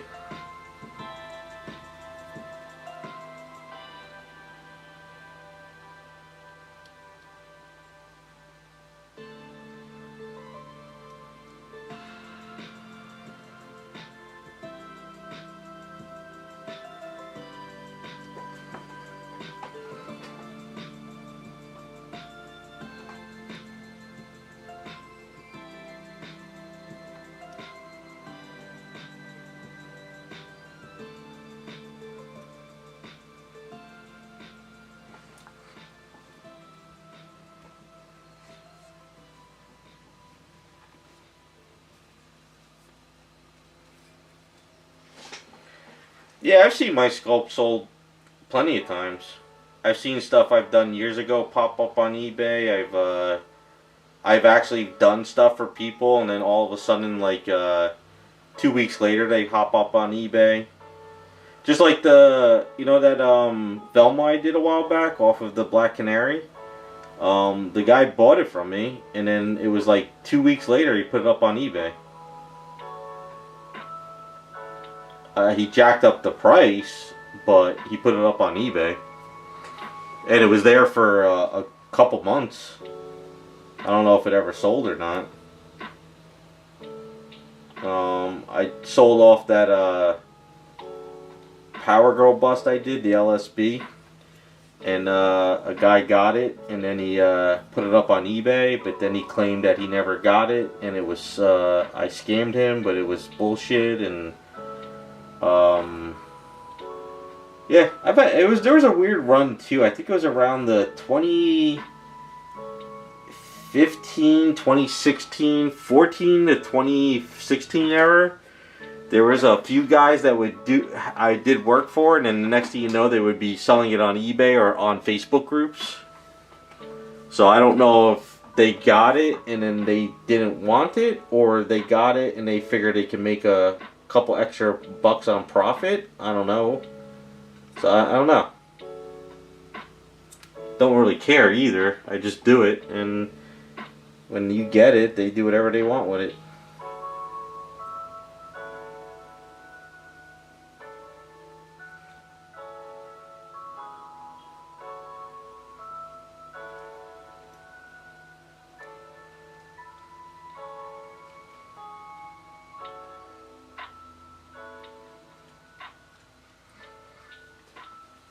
Yeah, there was a weird time where I think guys were trying to get me to do stuff, and then they would try to flip it on Facebook groups for more, because I wasn't on Facebook or something. It was weird. Strange time around then. That's back when the pop culture shock Street Fighter stuff was super popular.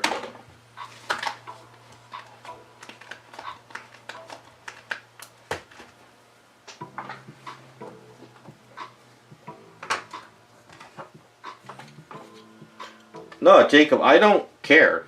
Like, I do the item, and you get it, and if you say you're happy with it, then we're done. You know? If you have to sell it for bills, or you want to sell it because you don't want it anymore, that's up to you. I'm not going to sit here and be like, oh, I did it for you, you should keep it.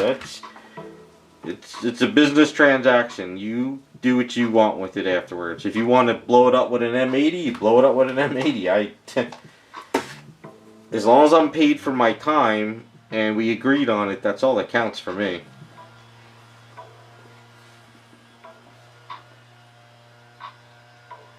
And then if you sat there and you recasted it and sold 50 copies, what am I going to do? Cry about it? No. But most of the stuff I do anyway would be hard to recast because getting in between all these crevices would never work anyway. But yeah, no, I don't. And I understand people have to build. I've done stuff in the past where people were like, yo, I got the item from you last month, but I'm having problems with bills and I got to sell your item. I'm just like, go ahead, do whatever you want, you know? Yeah, you know, somebody else might get it and they might love it, you know? I'm not that type of person. Because if you think about it too, like, what about all those guys who do art commissions from artists at conventions? You know, do you think, like, guy like Salvador is going to sit there and be like, oh, I drew you that drawing and you sold it. You know, it's like, I'm pretty sure they don't care either.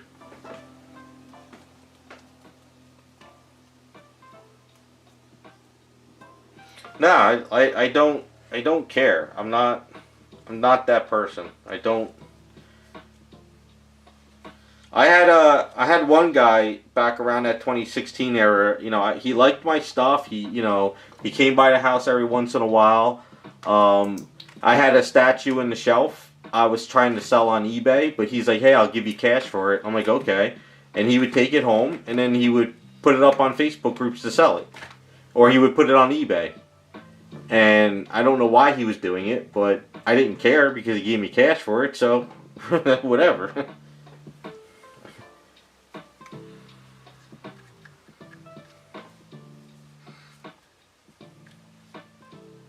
Although I think I had one guy, but this was a while back. I did an item for him. He got it. He was having money issues, and he wanted me to buy it back. And I was like, that's something I don't do.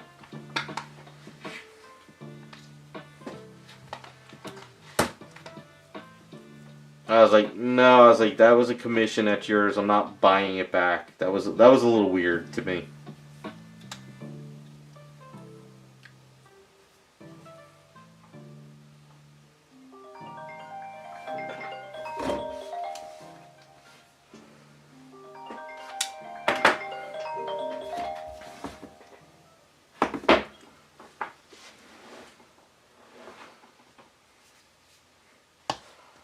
You know, I couldn't imagine, like, you know, commissioning Jim Lee and then like a month later, oh, I'm having tough times. Would you like to buy it back? You know, it's kind of, that's a little bit, that's weird. That was strange.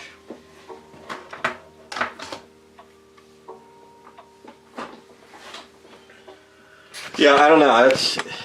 I've had a couple weird stories from back in the day over the years, but that one was a little bit confusing to me.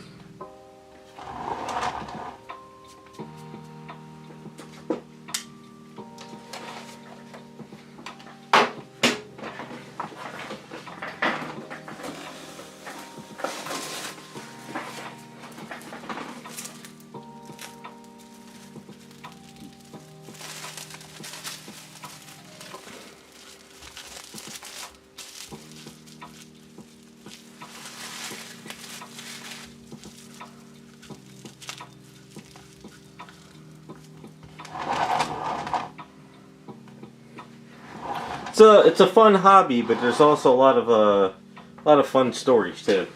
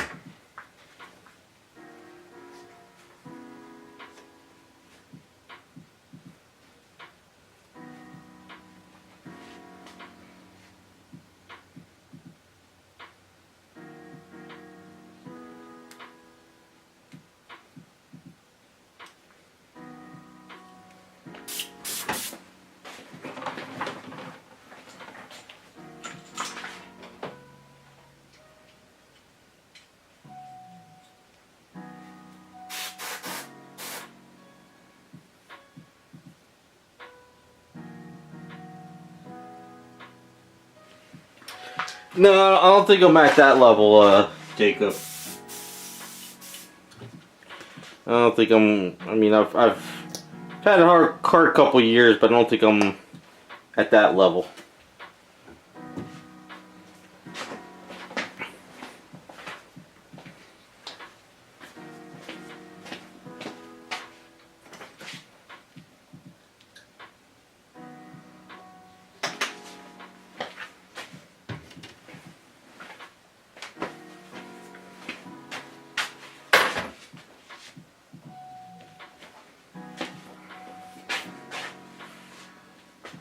Alright, where's my gloss black? Alright.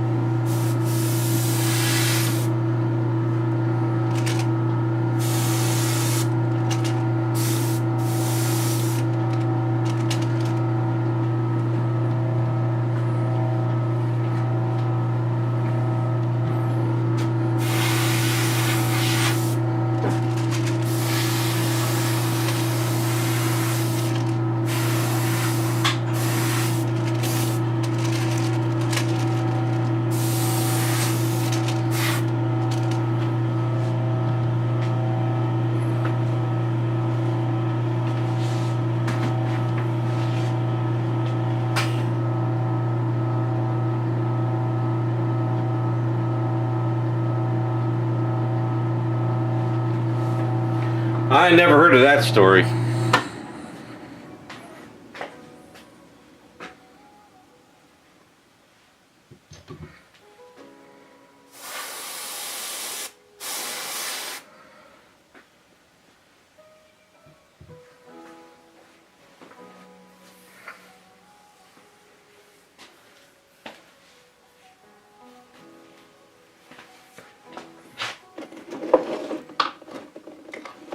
But was that a 60s or 70s thing with all those clown paintings? Because I know my aunt, she had all these weird, creepy clown paintings in the house too.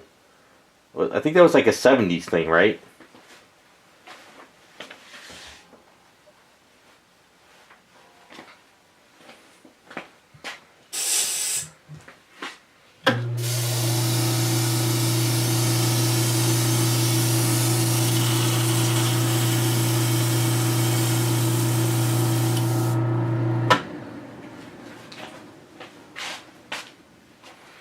I'll have to look up the story of that. I don't know that dude or that story.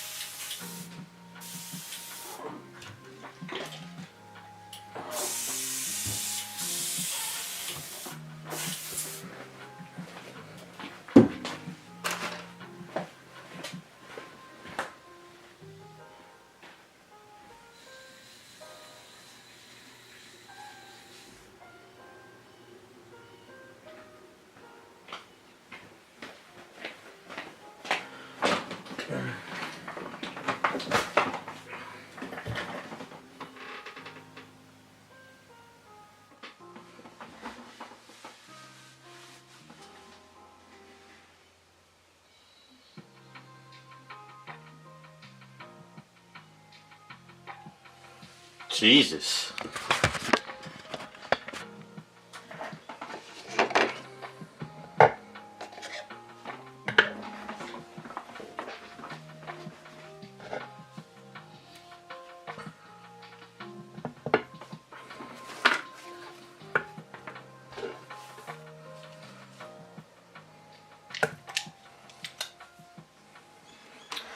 Yeah, like I said, my aunt had like it was in the sunroom she had it at her house. There was these two. They were those I think they were like those paint by number clown things, but somebody I think did like more detail into it, and then she had these weird clown characters that had big noses that you put on a high shelf and it looked like they're looking over the shelf. Yeah, they were kind of freaky back then. So.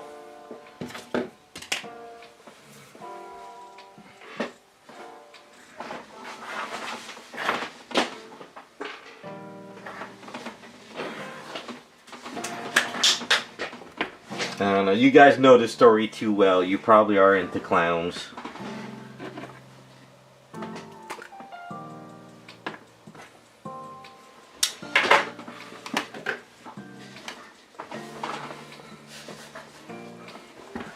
I think when I was a kid, I saw Killer Clowns from Outer Space, and I think after that, I was like, "Yep, no more clowns for me."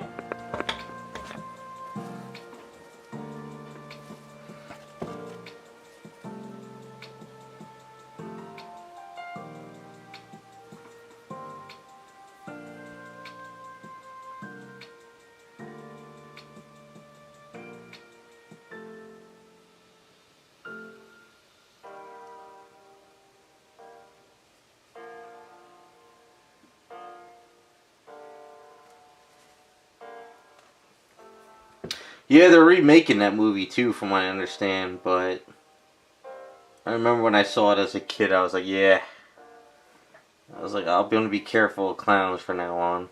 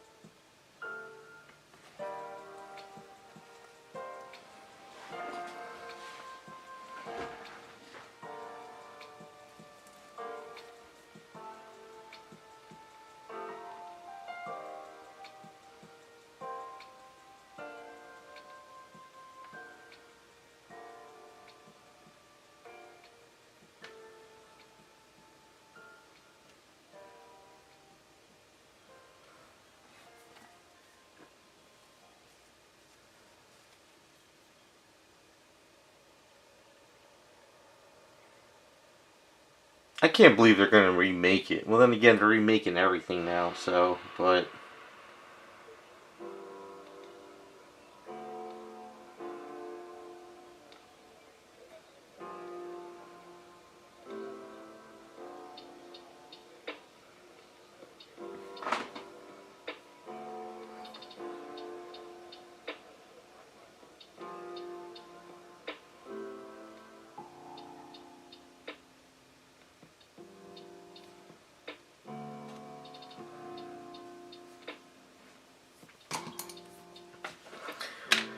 Oh, I don't think they'll remake any of Mel Brooks. They said they want to make a Spaceballs 2, but I don't know how they'll be able to do that.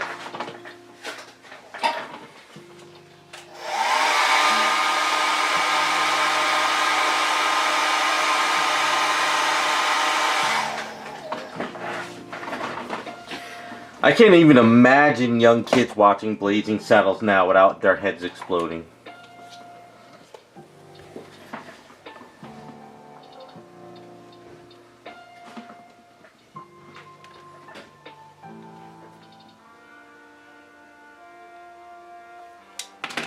I think it's too late to make a Spaceballs 2. I mean, it's too late. The climate of people now these days, you can't make that kind of comedy anymore.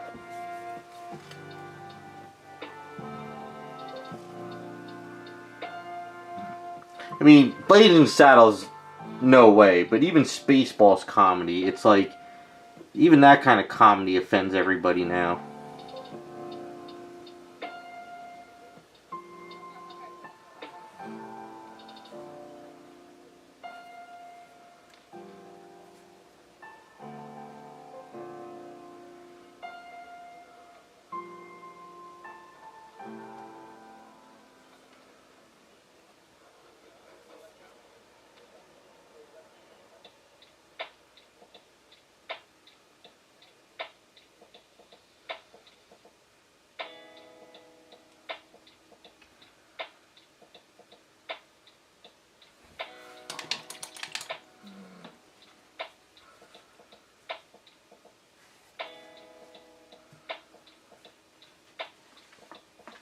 I mean, if they put it out and it's funny, I'd go watch it, but I can't imagine them doing it without trying to appease people these days. So...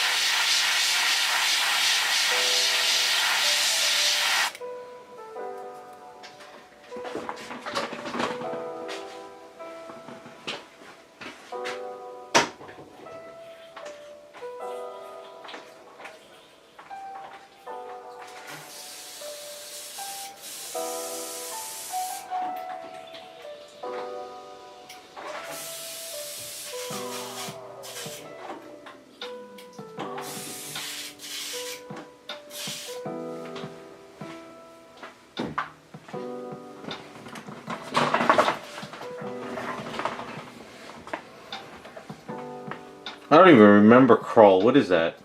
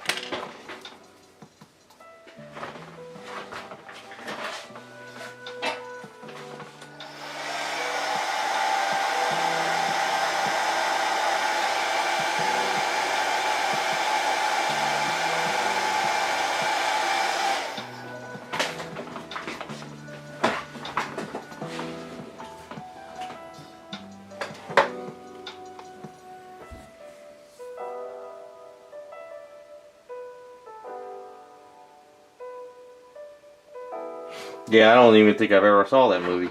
If I did, I don't remember it.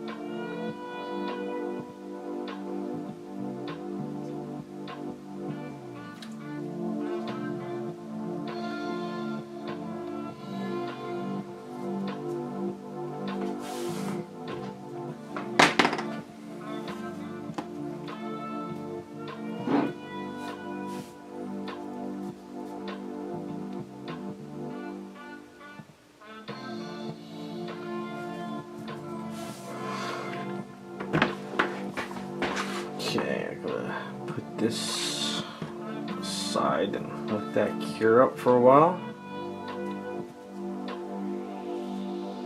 Just like this.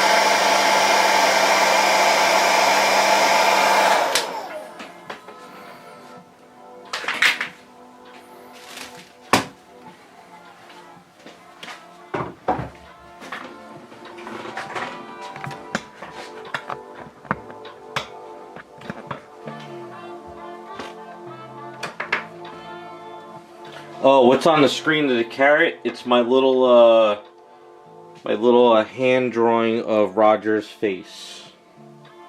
Can you?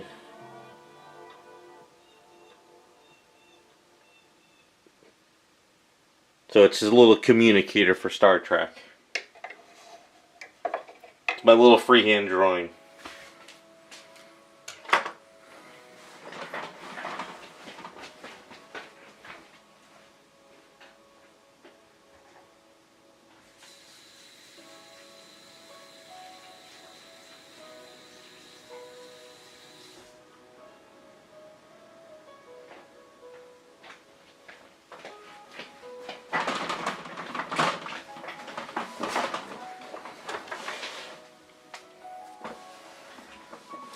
It's kind of. I didn't think it would work, but it worked. So it's just supposed to look like she's talking to him.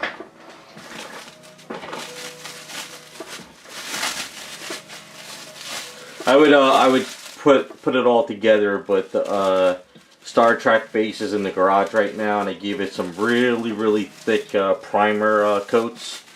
So it's got to dry overnight before I can sand it down, because there was a lot of like scratches. So I want to make sure that all the scratches are filled in pretty well.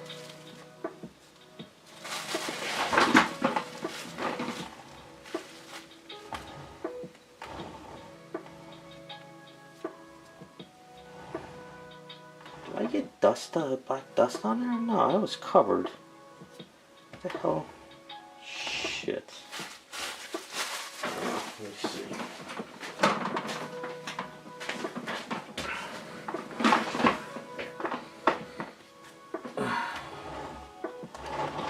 Might have got some dust in there. Crap. That's the only thing I hate about that Spaztec stuff. Gets pretty dusty around edges. I got a lot of touch-ups to do on these anyway. A lot of touch-ups.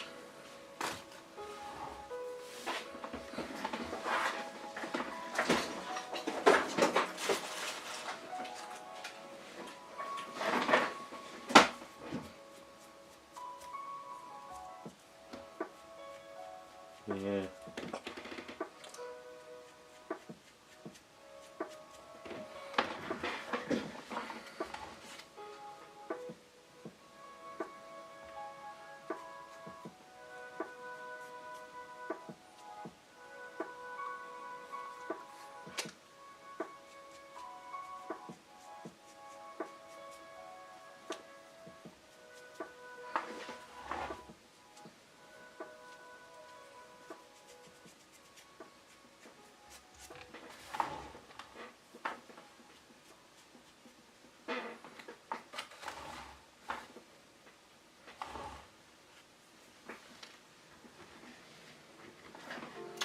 You always mask when you airbrush, because you'll get overspray.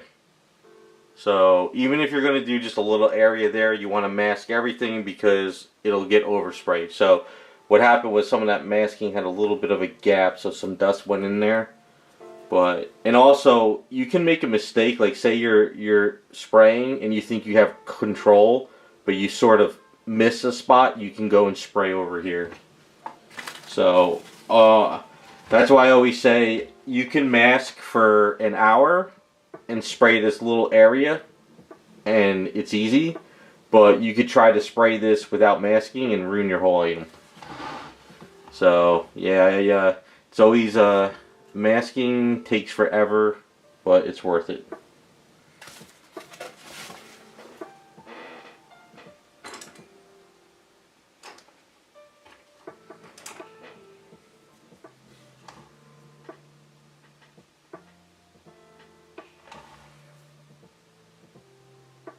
So I have some like bleeding over here with that black paint on her hair, so I'm gonna have to go in there and kind of correct it. But that's alright. I use the Spaztec black, and that Spaztec stuff sort of seeps through. So.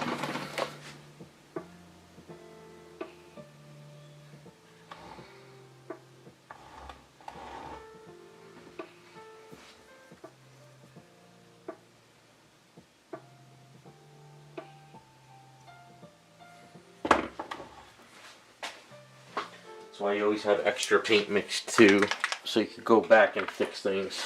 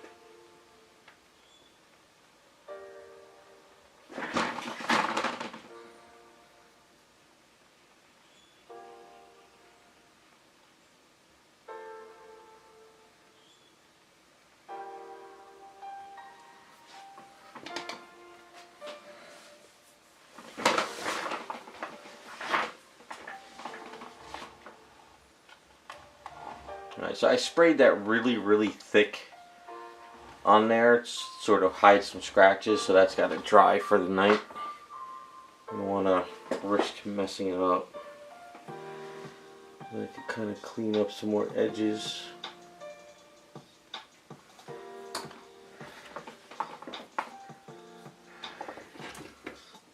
That's why she just put them in the wrong slot. There you go.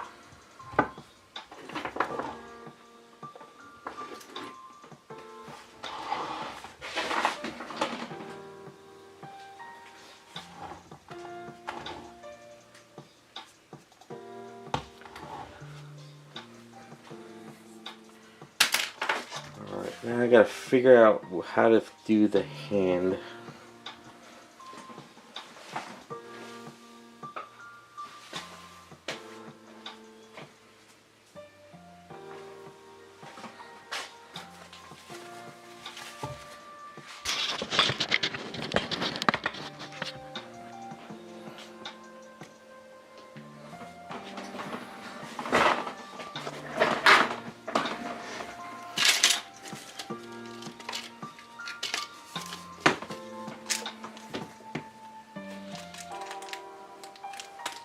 Where's the finger? I put in one of these bags.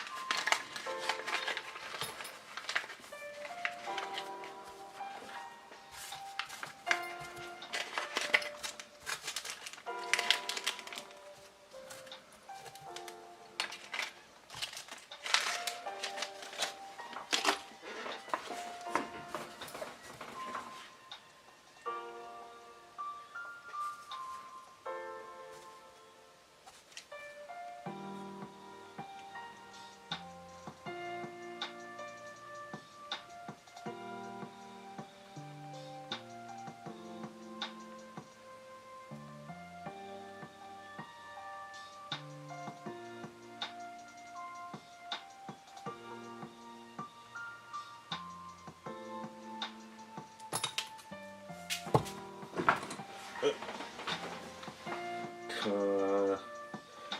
don't want to lose the finger. Where did it go?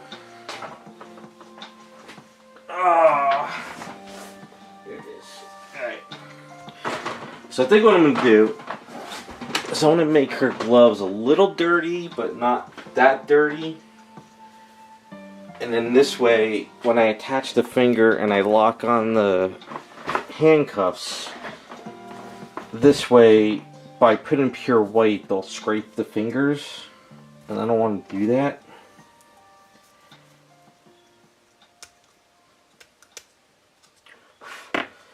So I could sort of paint the gloves, make them a little dirty. And then after that I can attach this finger. And therefore, if there's any scraping, it won't do that much damage.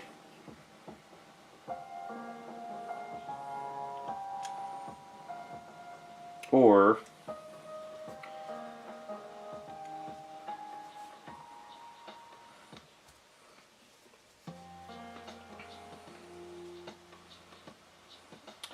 no, most cops have white gloves. It's kind of what I'm going for. But the problem is, what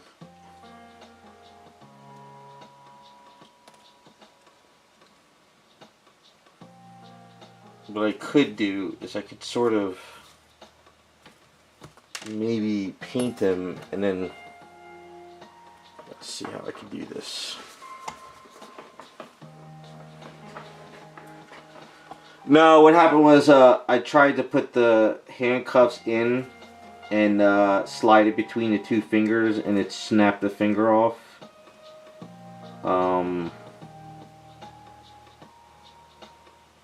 So what I'm thinking of doing is, if I get it in there, I do it this way. Because the only problem is when you have something that's moving like that, it causes issues, you know. But I want her to dangle it.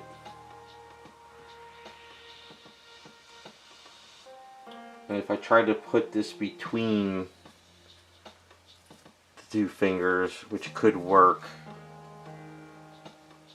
it could fall out. So I'm gonna have to paint the fingers, paint the hands first, and do like an attach build together. Because trying to put it between the thumb and the index finger, it's not going to work.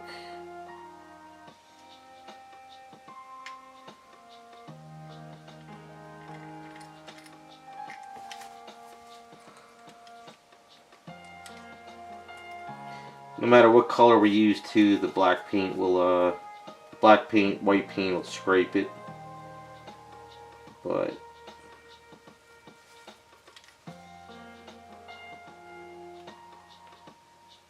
won't be bad. Yeah, so I'll just paint them and I'll attach it. I'll have to do it off camera and kind of attach the fingers type thing.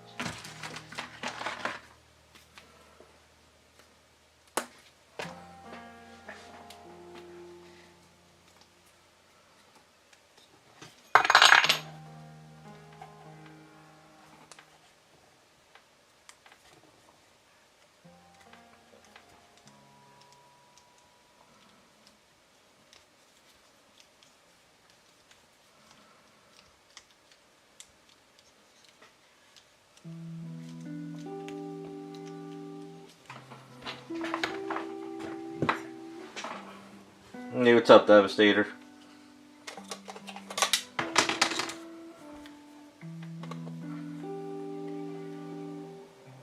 You I believe you get your ass kicked for stuff like that.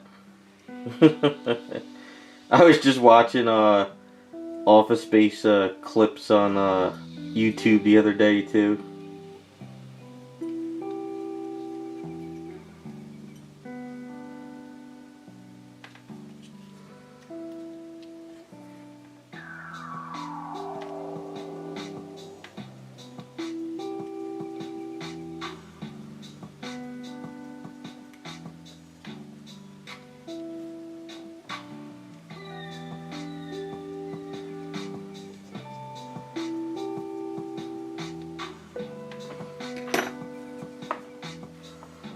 It's kind of funny too. You said that. I was having a conversation with my friends. When was the last time a movie came out that you had like you had quotes from? You say quotes from that movie all the time. Like I can't even remember a movie that I would sit there and have just say those quotes at like a party or a get together and stuff.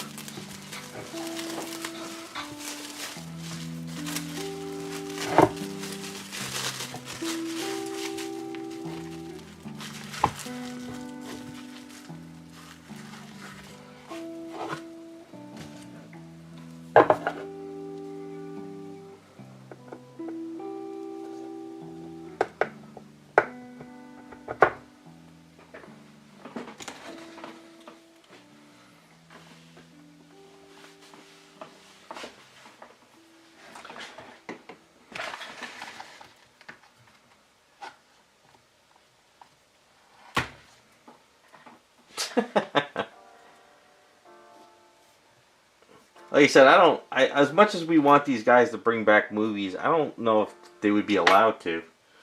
I don't think like the studios would be like, the modern audience won't accept it,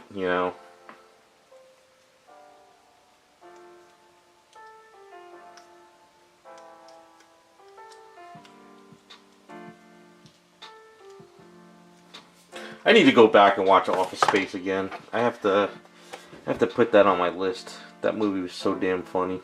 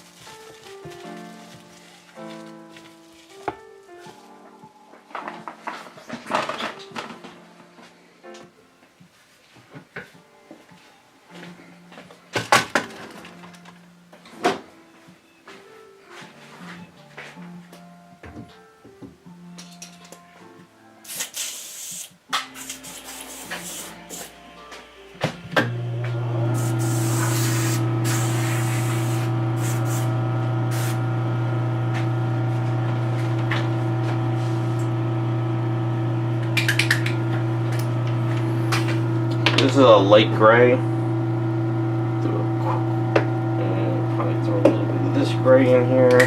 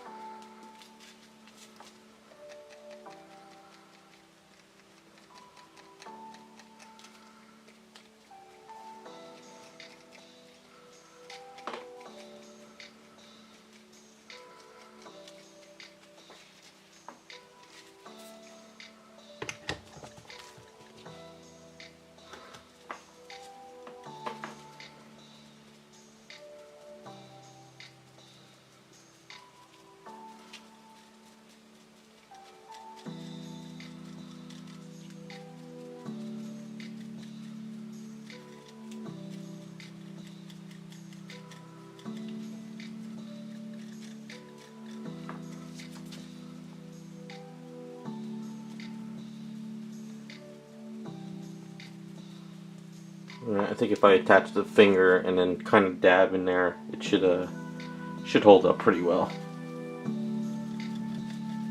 So I think that'll work.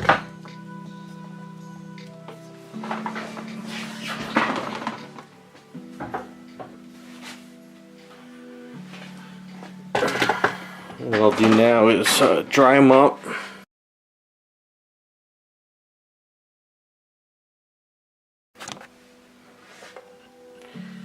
Dry them up and then flat coat it. Give it a nice coating.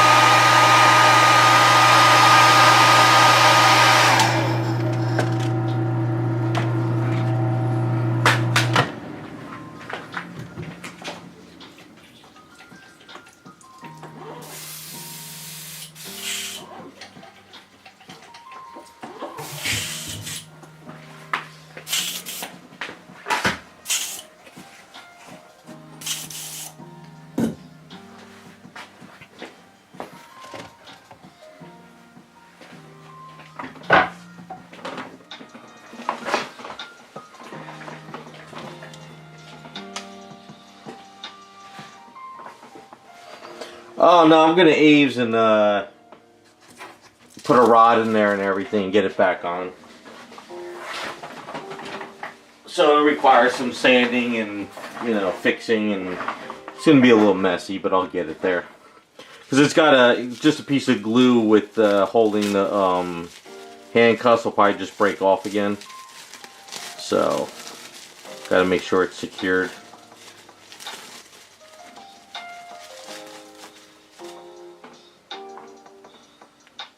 Alright, let me take this off and then I'll go over your Supergirl. That'll be it for the night.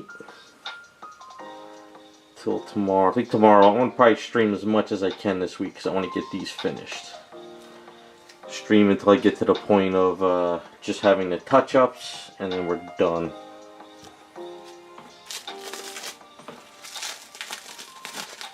Tomorrow's garage day, so I'm going to wake up, get coffee, start gutting the garage, get it cleaned up. Then this week I'm going to start pulling out all these kits and commissions. And just have the garage filled with stuff for the summer.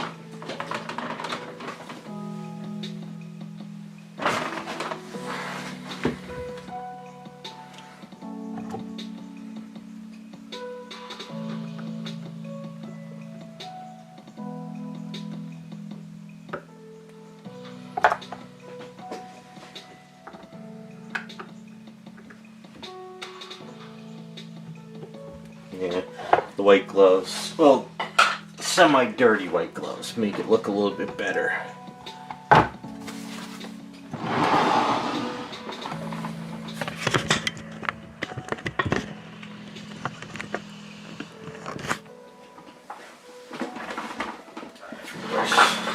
Roger.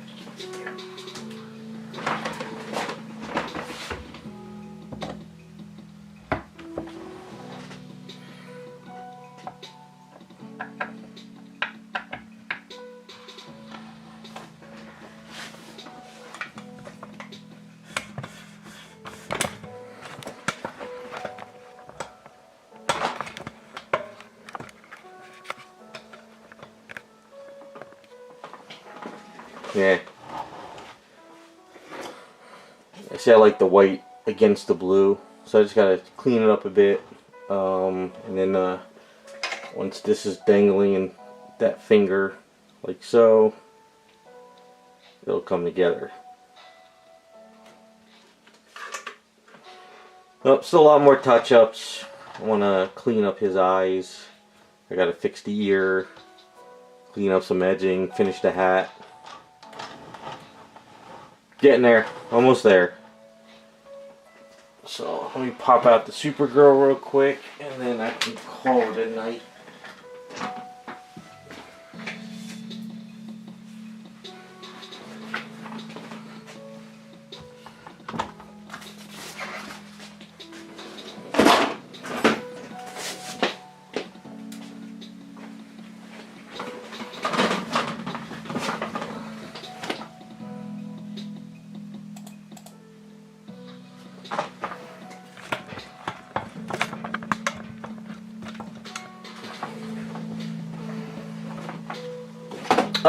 Done with for tonight. I'm just going over Jacob's Supergirl, and then I'll do some more hopefully tomorrow night, if not definitely Wednesday.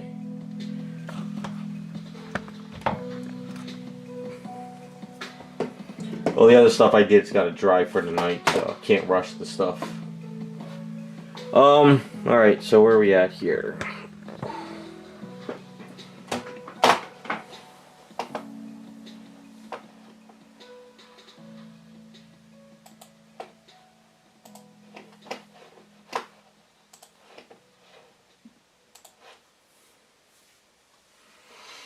Oh, what were you working on?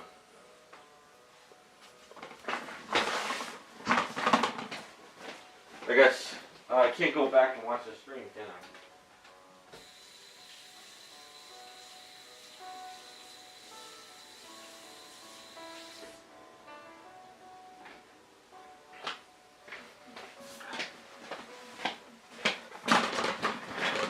Oh, oh, you're working on it for statue stuff. Okay. Oh, just SketchCon. Oh. You gotta send me some of them in Discord. I'll take a look. But anyway, so Jacob, are you there, or are you goofing off?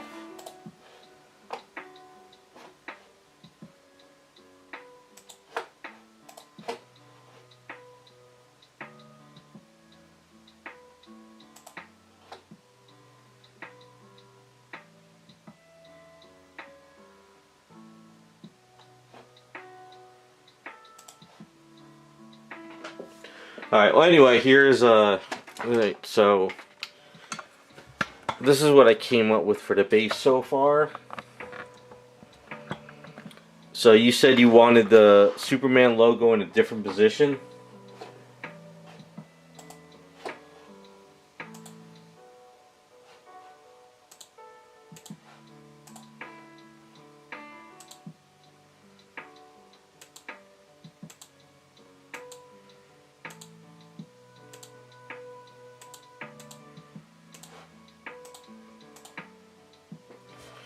So do you want it more in front of her this way, or you wanted it more like this? So I thought you wanted it sort of embedded in the snow in a way. Or did you want it embedded in the snow where you sort of see the logo like this way?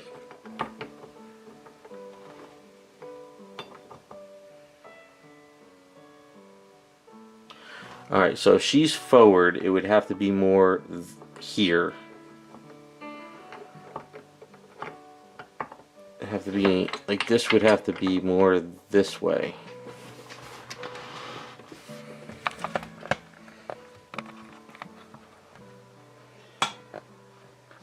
Can't get the camera all the way back.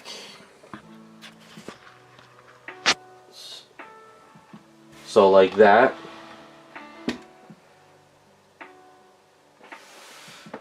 But you want this going into this rock snow more, or you want it just a little bit covering of the snow? Like, do you want this hidden? It's just like, do you want it like hidden underneath the rocks a little bit more, like pushed down?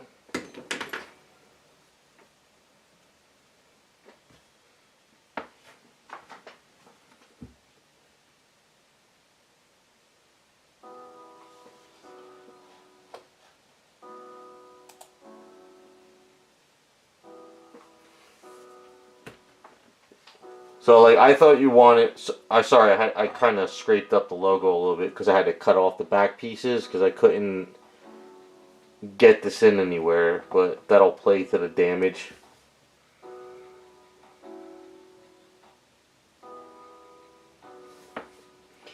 All right. So what I could do is I can leave it like this, sort of, kind of.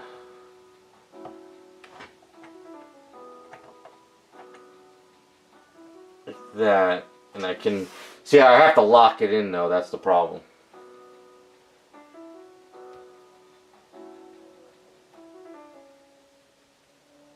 Take it easy, ZB. I can go down like that if you want, but I don't. It doesn't.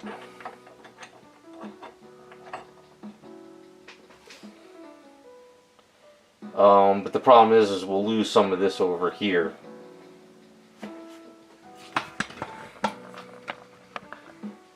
Unless that's what you want.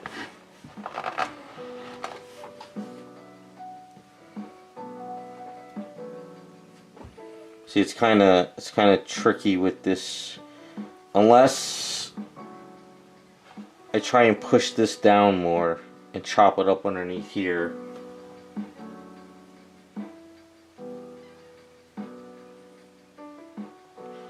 Alright, so you want, so kind of try something more like this. So what I'll have to do is, I'll have to get a bunch of freeform air, put underneath, pack this stuff down, and then start putting freeform air around here, around there. I might have to put some freeform air underneath this, but like try to lock it in a way. You want the logo like perfect like this, or do you want it more like that?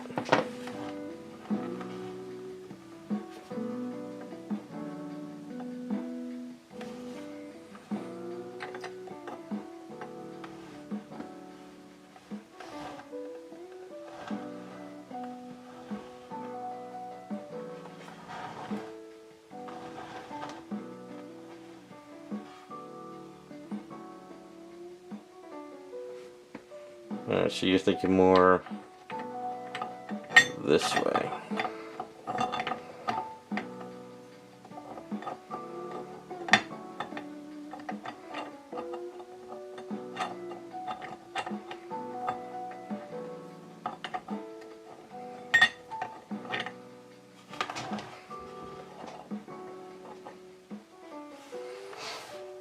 So kind of, I guess, more like this, right?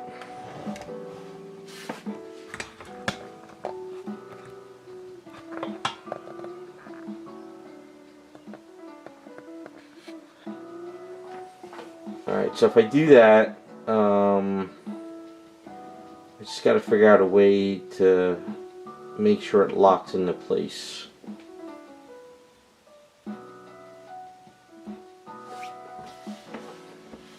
Yeah, I know about putting the snow in there, but the problem is I'm gonna have to probably put snow around some of this area here, some of the freeform air there. Probably put a bunch of freeform air around here and around there to lock it into place. So it's gonna be sort of the rocks, but with snow and then your wreckage. So you're gonna have like the rocks and then snow as well.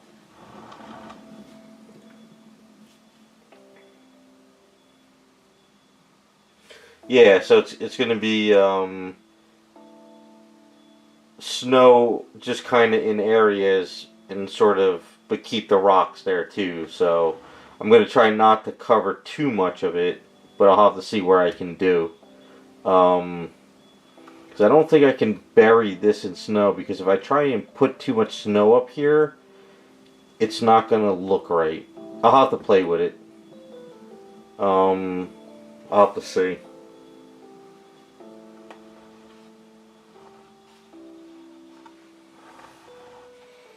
Yeah, as far as colors, I'm not worried about that. I'm just trying to see how I'm gonna lock these into place. That's the only thing. Yeah, see, trying to think. I might have to. So I guess one question is: are we going to keep this steel and leave this alone, or is this going to be painted? Because that's going to change up on how I attach this.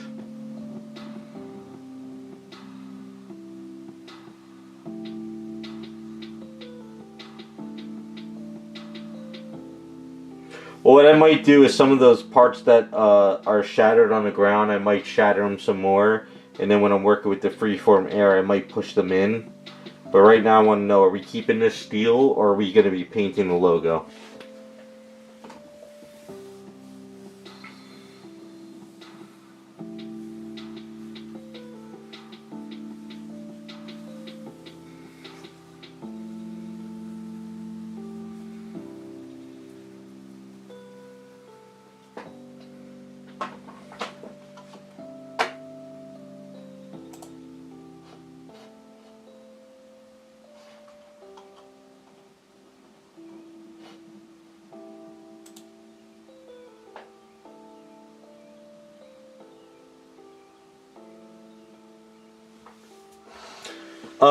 Well, see, here's the thing. If we leave it as is, what I would probably try to do is work it in a way where I can put some freeform air on there, but also make it like sort of pushed in there, but I can kind of like glue it in at the end.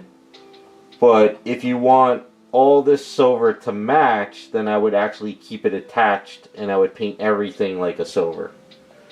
You know what I'm saying? So if you want everything to match, I attach it.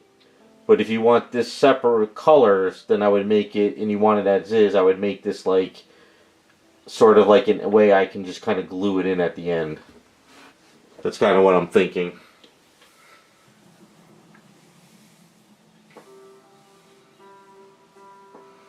Because I really can't match this, because this is like a shiny steel.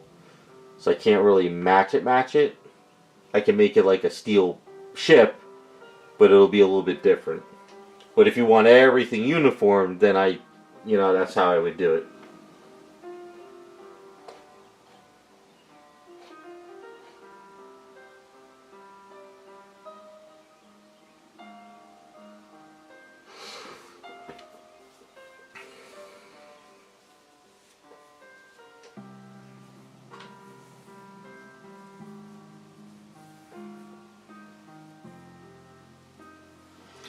Um,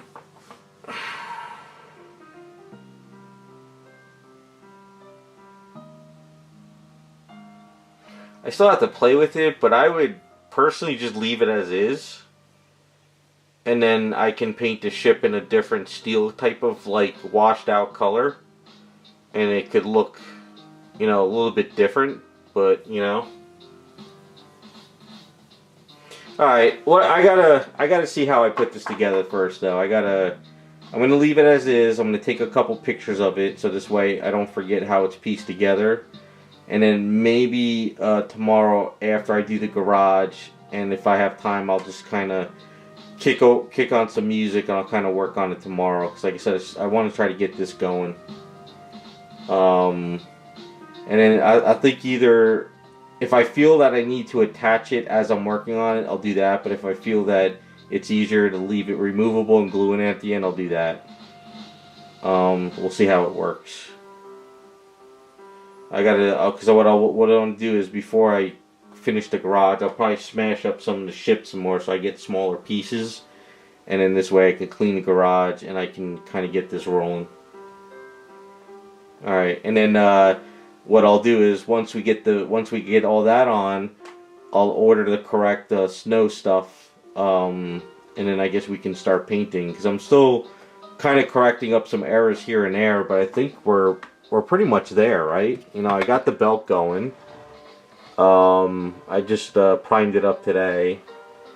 I'm going over some areas today and tomorrow for like sanding. You know, I corrected some stuff up here. I put some putty around here I gotta sand. I put some more putty over here on the leg I gotta sand. So I just kind of been sanding her down, but I think that's it, right? For at least the outfit. I don't think there's anything else I'm missing. Cape goes in pretty well. The hair's there, outfit's there, so I don't think we're missing anything, right?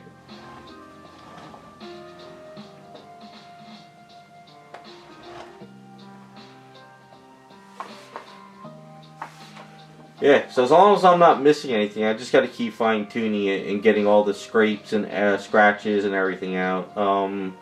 I cleaned up a lot of the underskirt. I'm not touching her now because I got to take pictures of this base, but I cleaned a lot underneath of her. I fixed a lot of scratches today that were around here. So I cleaned up a lot of that. I did clean up some of the boots a little bit more, like here and over here. But I'm not seeing anything major. It's all just tiny details I'm catching here and there. But once I put the skin on too, I'll probably find some more stuff to correct. So the other thing too is, this is not going back in that original foam. We're probably going to have to wrap this up in like foam and bubble wrap and send it to you. Is that okay? Or, because like I said, I don't think I'm getting this back in a box. There's no way. I think this needs to be wrapped up in a bigger box with like a nice good foam football. Like you could drop kick her and put in a box with peanuts. And it'll be safer for shipping. So we might have to throw that original foam out because even the base too won't fit in it, I don't think. If you're okay with that, because like I said, I'll see, but I think we did too much work on her to fit in there because the head's on there too, so.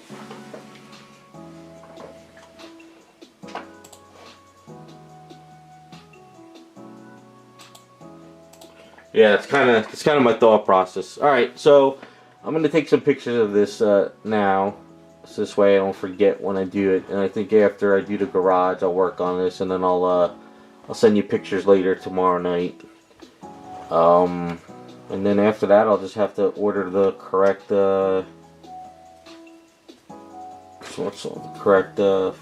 snow stuff.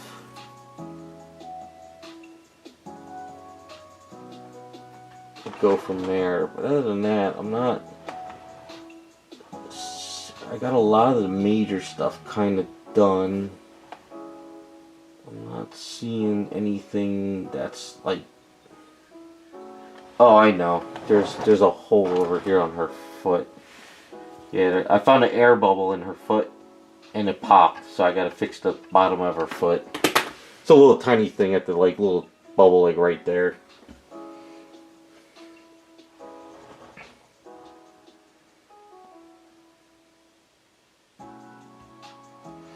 No.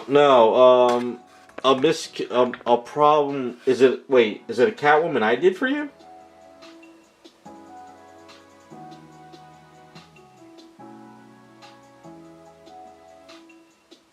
Or was it something else? No, you never never ever wrap an item in just bubble wrap. I always wrap all my items in foam first. So I have these rolls of foam, and I always wrap this around. I wrap it around foam first, and then I bubble wrap. So I never ever ever put straight bubble wrap around my items when I send it to people. So it's always wrapped in foam. That's why I have 3 rolls of this stuff next to me.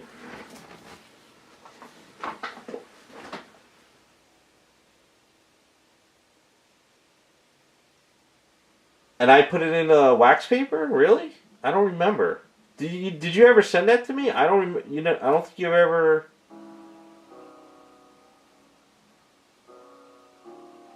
Dude, I don't remember that.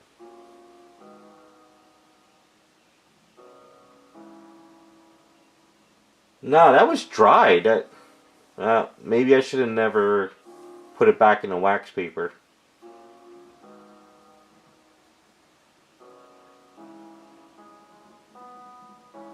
Well, I guess the good thing too is this will be wrapped in whatchamacallit.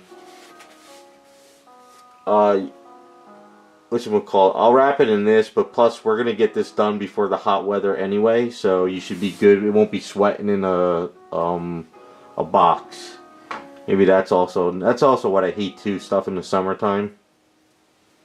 I've had people who get their items and they're like, "Oh, I'll open it in a week." I said, "No, open it now." It was probably sweating in a box, you know. But all right, so I'll get back to you on this. So I'm calling it a night. I'm done. I'm tapped.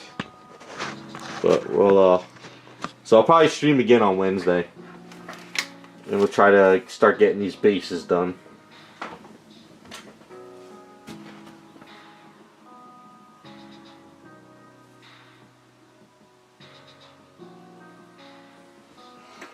All right, you guys have a good night.